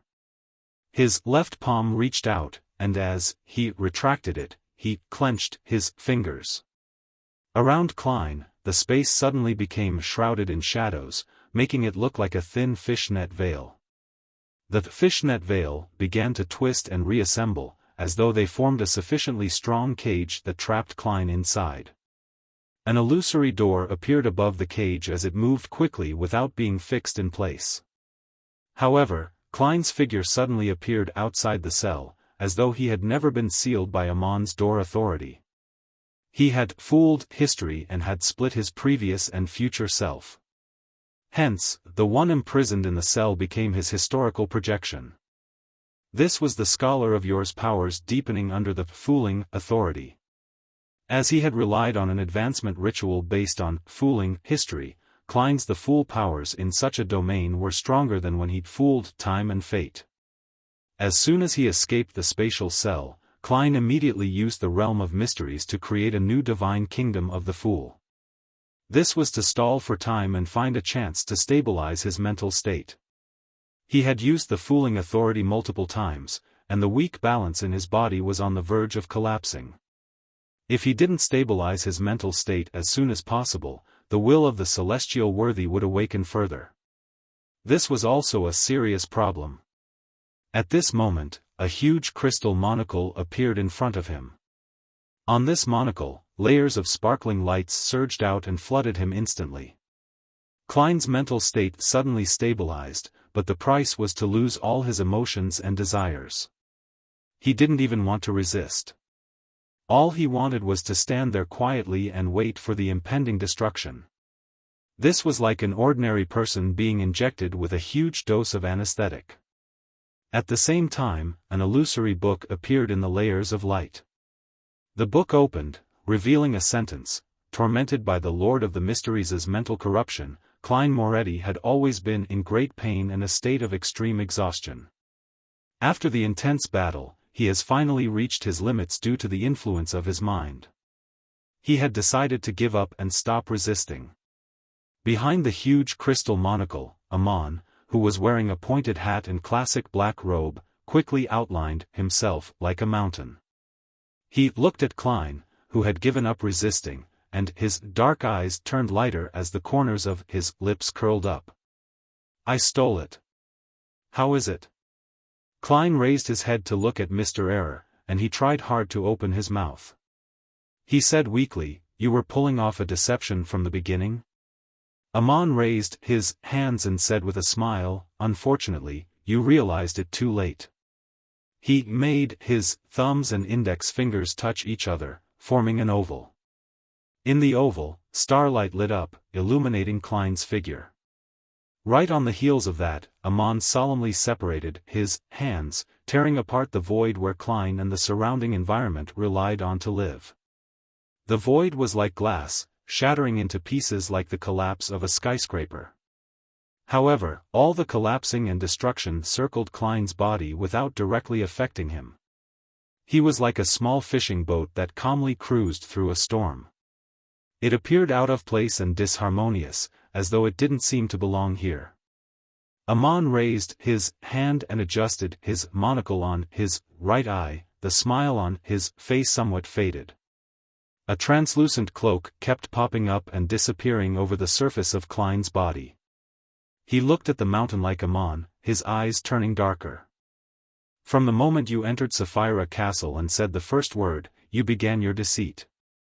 At that time, Amon said that he had taken the risk to release the suppression of the Lord of the Mysteries in his body, in exchange for the identity of Sapphira Castle's owner. At that moment, Amon didn't take the opportunity to continue attacking Klein. He floated in midair and looked down at Mr. Fool. Klein didn't make any attempts either. His tone was strangely calm, as though he was preparing something.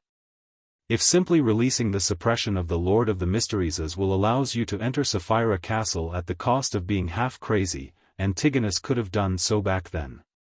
The annihilation demonic wolf, Phlegria, from even earlier could have done it as well. You and Mr. Dorr previously had countless opportunities. Clearly, it's impossible to invade Sapphira Castle by just making the Lord of the Mysteries awaken to a certain extent, and using half-craziness in concert with error. There's no way you can find a usable bug in this matter unless you directly get him to replace you. Only when you possessed the door authority to go anywhere did you see hope. By creating a back door and using bugs, you could make Sapphira Castle treat you as the Lord of the Mysteries and give you the corresponding authority. Of course, this will definitely require the awakening of the Lord of the Mysteries to a rather dangerous state. Without this hidden identity, you won't be able to deceive Sapphira Castle without any reason. After absorbing Door's uniqueness, you didn't immediately infiltrate Sapphira Castle to deal with me, who was even weaker back then. It was because at that time, you were unable to completely withstand the awakening of the Lord of the Mysteries' will, with you having just advanced. I believe you've already found a relatively safer solution. If I hadn't advanced to the Fool so quickly, you would have been able to enter Sapphira Castle in the best state to resolve everything sometime later. And now, you have no choice but to bring this plan forward. There's definitely a very serious problem with you. You took the initiative to throw out the price of becoming half-crazy to, on the one hand, make me think of countermeasures in this direction so as to lay a deadly trap in key areas, and on the other hand, you also wanted to divert attention and use this opportunity to conceal other problems. You're not half mad at all. Amon quietly listened to Klein's words. Rather abnormally, he didn't interrupt him, nor did he attempt to attack. Only when Klein was done did he say with an odd expression, "You're crazy."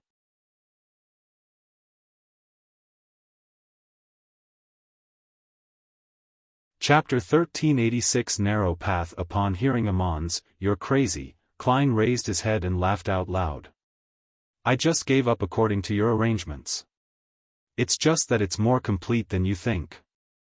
As he spoke, an illusory brand appeared on the forehead of the ice-cold and bizarre mask he was wearing. It was a strange door of light that was tainted with bluish blackness. As for Klein, he was also enveloped in something similar. Under the translucent dark-colored cloak, more and more slippery and sinister tentacles appeared. They were densely packed and extended until they occupied the nearby sky. As his dark eyes flashed, Klein looked at Amon and said with a smile, "For me, instead of you becoming the Lord of the Mysteries, wouldn't it be better if we let the past, him, revive?" After his mental state stabilized and he figured out the key to Amon's surprise attack, Klein's thoughts of giving up removed his resistance towards the Lord of the Mysteries' will in his body, allowing him to further revive. It was precisely because of this that he was able to control Sapphira Castle at critical moments and borrow the power of error to avoid the collapse of the space created by Amon. Without waiting for Amon's response, the corners of Klein's lips curled up as he said with a smile, "After you were corrupted by Sapphira Castle and showed signs of madness, you immediately recovered and could use Sapphira Castle to create the effects of blind stupidity. After releasing the suppression of the Lord of the Mysteries' will in you, you didn't enter a half-crazy state, as there are external powers helping you.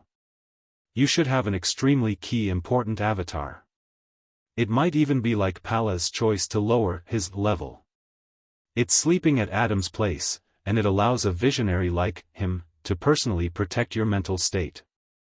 As long as the awakening of the Lord of the Mysteries' will doesn't exceed the limits of what Adam can withstand, you won't go crazy here if you don't lose control there. Therefore, your most serious problem is that you have to maintain a normal connection with that body. Once it's interfered with, your condition will be in trouble. And this connection is actually very weak under Sapphira Castle's isolation effect. You deliberately showed a half-crazed state for 2 reasons. Other than luring me to find an opportunity in this direction and stepping on the trap you set up, you were also hiding this fact so that I won't be able to target this aspect while engaging in a battle with you. Of course, there are plenty of problems outside these ones. After all, you aren't fully prepared. If I had discovered these problems earlier, even if I was a king of angels with the uniqueness, there's no way for me to defeat you." Amon listened quietly and raised his hand to adjust the crystal monocle in his right eye. The corners of his lips curled up as he let out a sigh with a smile. Upon seeing this, Klein smiled and shook his head. "You truly are powerful, cunning, and terrifying, truly worthy of the title of God of Deceit. If it wasn't for the fact that I had long considered what I would do when forced into a corner by you and had no other choice, I definitely would have hesitated just now. And if I hesitated slightly, I would have already died. In that case, Amon would completely control Sapphira Castle, preventing Klein from returning from the fog of history for a resurrection." Amon stared at the increasing number of sinister tentacles extending out from under Klein's dark-colored cloak. He slowly took a deep breath and said with a smile, "The Lord of the Mysteries in you is about to truly awaken." Klein's smile had a nerve-wracking feeling to it. "You can also compete with me on this point. Our next battle is very simple, it's a competition of who awakens the Lord of the Mysteries' will to a greater extent, a competition of whose control over Sapphira Castle is deeper. 50%, 70%, 90%, until we reach 100%. Then, with a bang, we explode and he returns. What do you think? Are you going to take the bet? Let's see who can't hold on any longer first. It's very thrilling, very interesting, and very suited to your preferences. It's like the roulette that's popular in Faisac. 2 people, each having a revolver and a bullet inside. They take turns pulling the trigger at their temples. Whoever gives up first results in his opponent winning. And if no one gives up and persists until the end, there won't be a winner. He will be the winner. Amon's brows pricked up as he smiled without saying a word. Klein looked at him and said with a smile, although you've always been pursuing thrills and are known to be a risk-taker, you achieve your goals most of the time. Not only do you not lose much, you often gain a lot. And in the few failures that you do experience, you only lose some of your avatars and some items. You've never suffered any serious injuries or been placed in a desperate situation. Your every action is a product of meticulous planning. Even if you fail, you will have a way out. Does this mean that you value your life more than I imagined? You do like thrills and seek it for pleasure, but to do so regardless of the price is just an image you portray. How can a real god of deceit wager a bet with himself at stake? Of course, this is just my own guess. Perhaps it's wrong. Anyway, do you want to take the bet? Amon stroked the crystal monocle and made a TSK like Medici. You're really crazy. Klein replied with a smile, in the eyes of others, this is indeed insane. But to me, it's just a choice. Compared to you, I'm more willing to believe in the former Lord of the Mysteries. He is a true great old one, looking down on the universe from high above and treating most of the living beings as insects. This would make him distance himself from reality. Besides, I should still have time to get the genie to be my witness. I'll get the Lord of the Mysteries to promise me certain things. To him, it's very simple and worthless. Having said that, the corners of Klein's mouth curled up as he said, I won't lose too much, just myself. There are always some things that are more important than others. Amon maintained his smile but didn't say a word. Klein then surveyed the area and found the magic wishing lamp and Trunsoist brass book among the floating fragments of the wilderness. He immediately laughed out loud. Look, I didn't get punished. This means that I'm not lying. I'm telling the truth.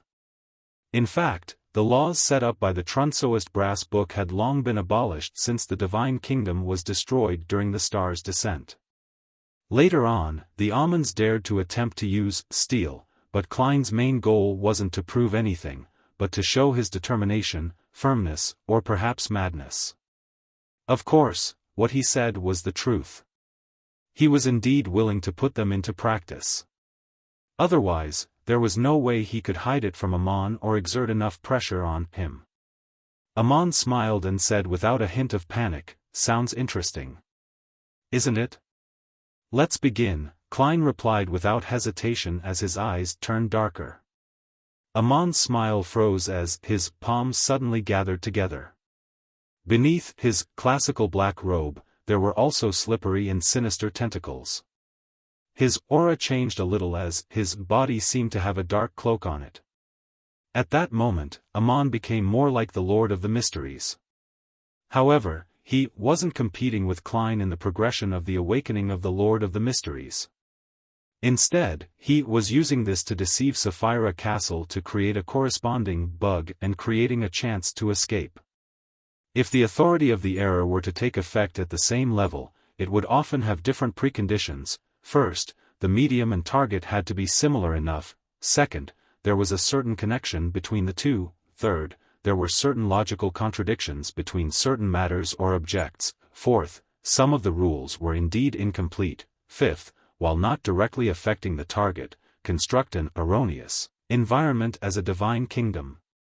In this aspect, the restrictions of fooling were even fewer, but once an error satisfied the conditions, it would be difficult to defend against or terminate it.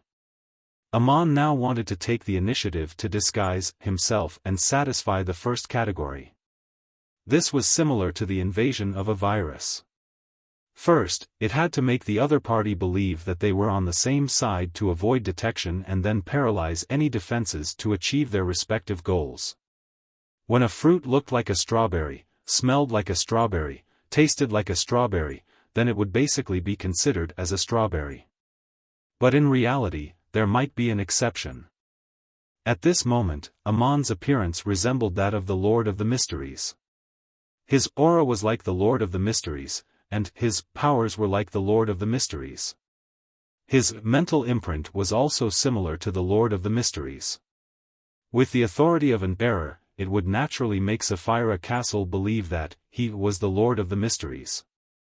Suddenly, Klein's damaged the Fool Divine Kingdom completely collapsed. The grand and ancient palace and the model table inside appeared. The grayish-white fog beneath Sapphira Castle rose and enveloped the space. The grayish-white fog split into two waves. They clashed fiercely in a particular spot, producing vortexes one after another. They tore open a gap that led to reality. The power of Sapphira Castle was at odds with itself in this second. It was as though it didn't know which Lord of the Mysteries to obey.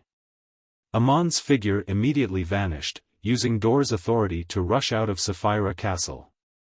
Just as he touched the edge, his body paused before being sent flying backward. At the Fool's seat, the corners of Klein's lips curled up as he sat there. His glabella and the strange door of light around him became more obvious, as though they were corporeal. This released an immense convergence force that reached an unimaginable level. It was like an invisible hand that pulled Amon back. Amon's body suddenly split apart, transforming into countless selves. And in front of every Amon, an illusory astral door appeared. Silently, the astral doors opened at the same time, but in the endless darkness behind the doors, slippery and sinister tentacles appeared, blocking Amon's escape. At the tip of the tentacles, resplendent starlight lit up as they instantly enveloped the almonds. The almonds couldn't help but gather together, turning into a conceptual cluster. These concepts included but weren't limited to pointed hats, classical black robes, monocles, fate, time, keys, doors, bugs, and Trojan horses. Klein slowly stood up and smiled at the conceptualized Amon, who was now in a passive state.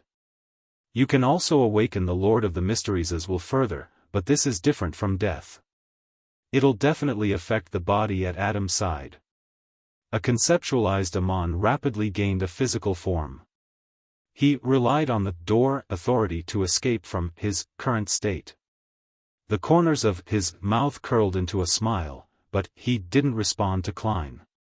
He seized this opportunity to use the error authority to deceive, using an avatar outside that he had prepared ahead of time. It could be used to replace him and swap places with him. This was similar to the swapping of marionettes in the seer domain, but at this level, the principles were different. It wouldn't be affected in most situations. However, Amon still failed. He realized that his error authority had been forcefully suppressed. As Klein slowly got up, more slippery and sinister tentacles appeared around him. The smile on his face became more exaggerated. Right on the heels of that, Amon's eyes glazed over and the smile on his face froze as the crystal monocle lost its luster. At the same time, the cold, bizarre mask on Klein's face squirmed. The blind stupidity effect. In the next second, he'd grafted himself to a certain concept in the cosmos, and he used his authority to influence the corresponding environment. The surrounding slippery tentacles aimed at Amon, like revolvers. In Amon's eyes that were still glazed over, a supernova exploded. An unimaginable sea of scorching light surged out, shattering his monocle and drowning his body.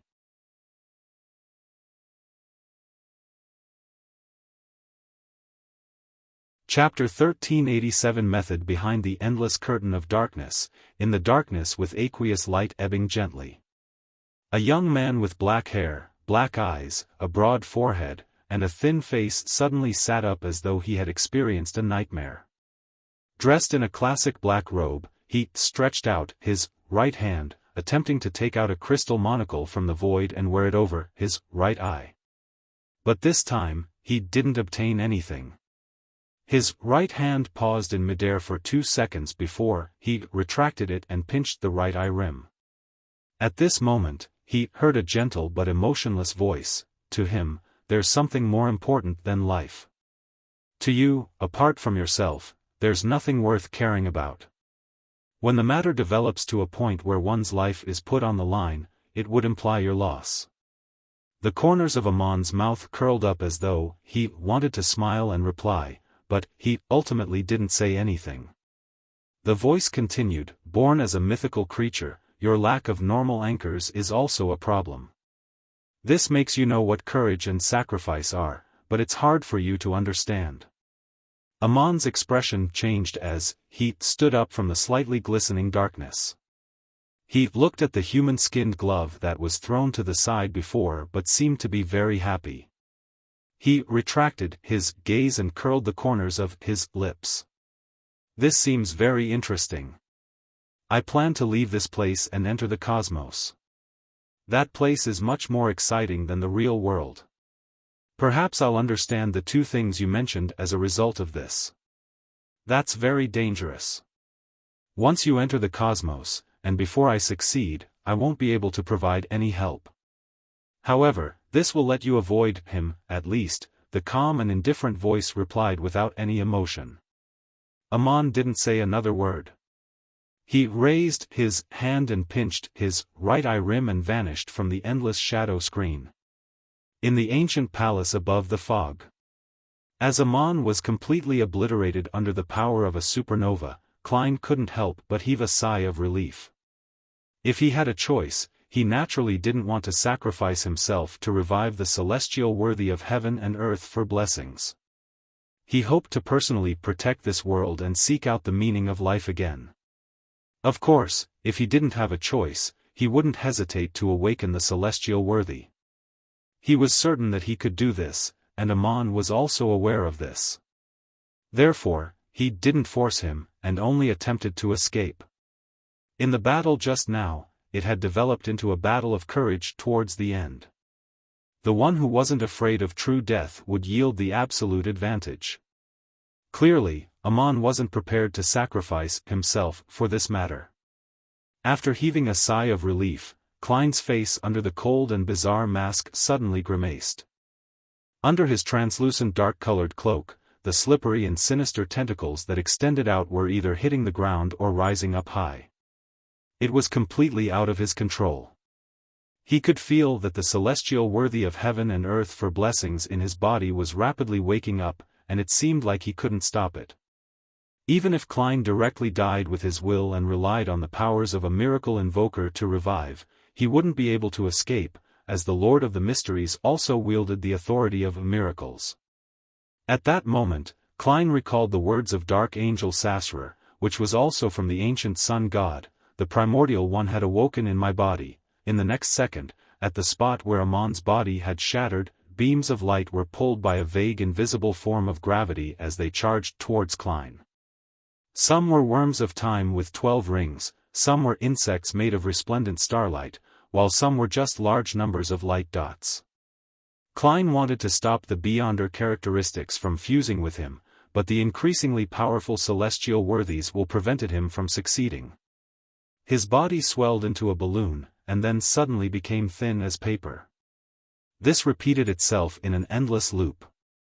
The mask on his face became brighter and more bizarre. The slippery and evil tentacles that extended out from under his cloak increased and became more uncontrollable. One worm of time Beyonder characteristic, one key of star Beyonder characteristic, and one. Klein's mind felt like he was being devoured by an invisible monster, producing excruciating pain. Finally, a pair of eyes, which seemed to be formed from pure starlight, formed from layers of illusory doors and crystal monocles, rushed towards Klein's face, straight for the mask's eye sockets. Almost at the same time, the strange door of light that was tainted with bluish blackness appeared on Klein's body again. Sapphira Castle.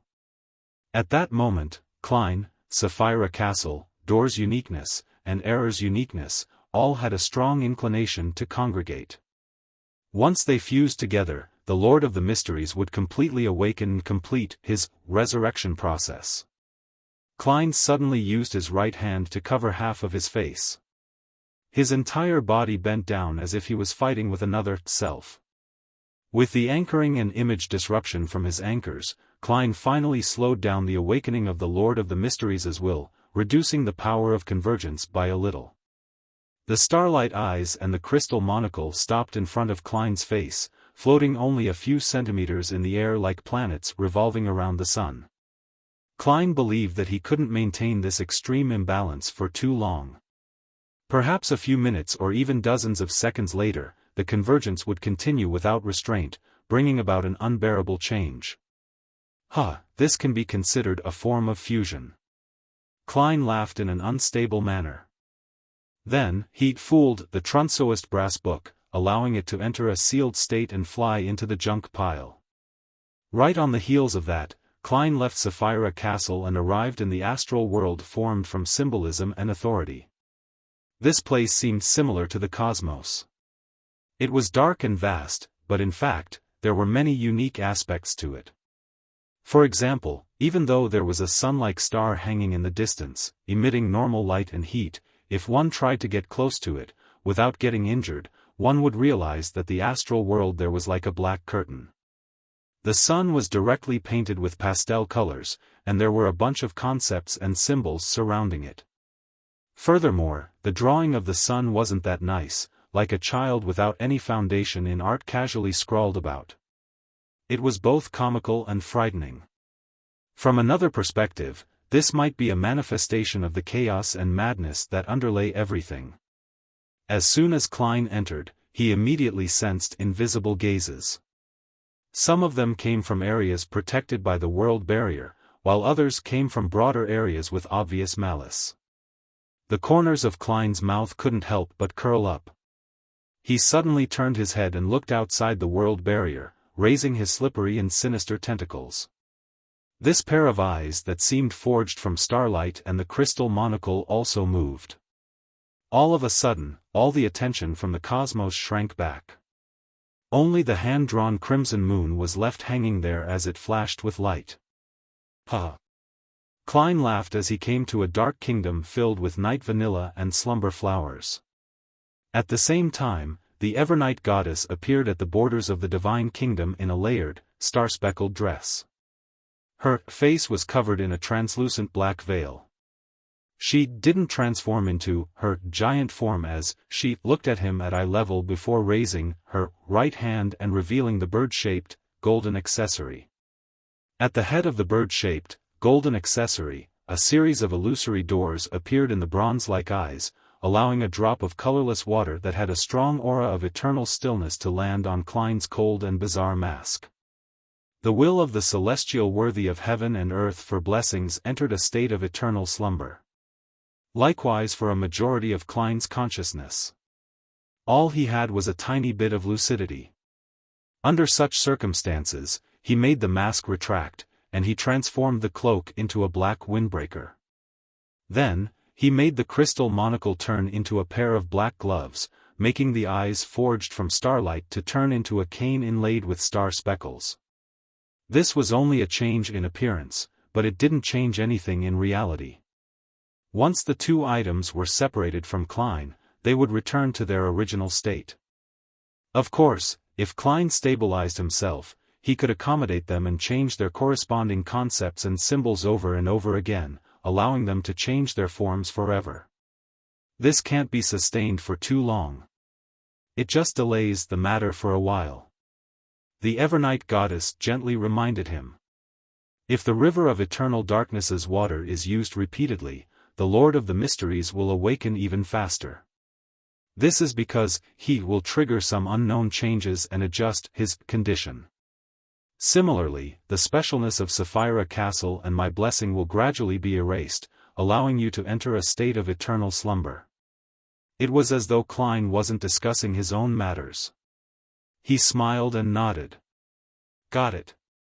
The Evernight goddess said in a tone that seemed to be comforting Klein's psyche. Regarding this matter, the method Amon used, and the actions he did had exceeded my expectations. He is indeed the true god of deceit. It's not that you have no chance at all in what comes next. You can first try to completely control Sapphira Castle and pull the will of the Lord of the Mysteries to enter a state of eternal slumber. In the dream, you can resist and fuse with him. I can bless you, but the most important thing is still left to you. Becoming a great old one doesn't have any rituals involved. No ritual can change the awakening of the primordial one's will, but the ancient sun god believes that the order to accommodate them can increase one's self-awareness to a certain extent, increasing the success rate of the matter. First become a sequence 0 of a pathway, then control and fuse with the Sapphira. Only then do you accommodate the other uniquenesses. That's the best order. Become a dual pathway true God and then controlling and fusing with a Sapphira is an order that isn't good or bad. Only fusing with the Sapphira at the final step will be the worst choice. Klein smiled and said, "That's a good idea. As long as one wakes up, a Lord of the Mysteries will be born. This might be him, or me. Yes, after completely controlling Sapphira Castle and entering a state of eternal slumber, I should be able to weaken the seal of the Western continent, creating a weak spot that allows one to enter and exit." The Evernight goddess didn't say a word when she heard Klein's words. Klein continued smiling. "This is my choice. I had anticipated this day a long time ago. I will finally face him." You're tuning into the Xiaofan's Wuxia Tales YouTube channel. Don't forget to subscribe and join us on this journey to catch the most captivating stories.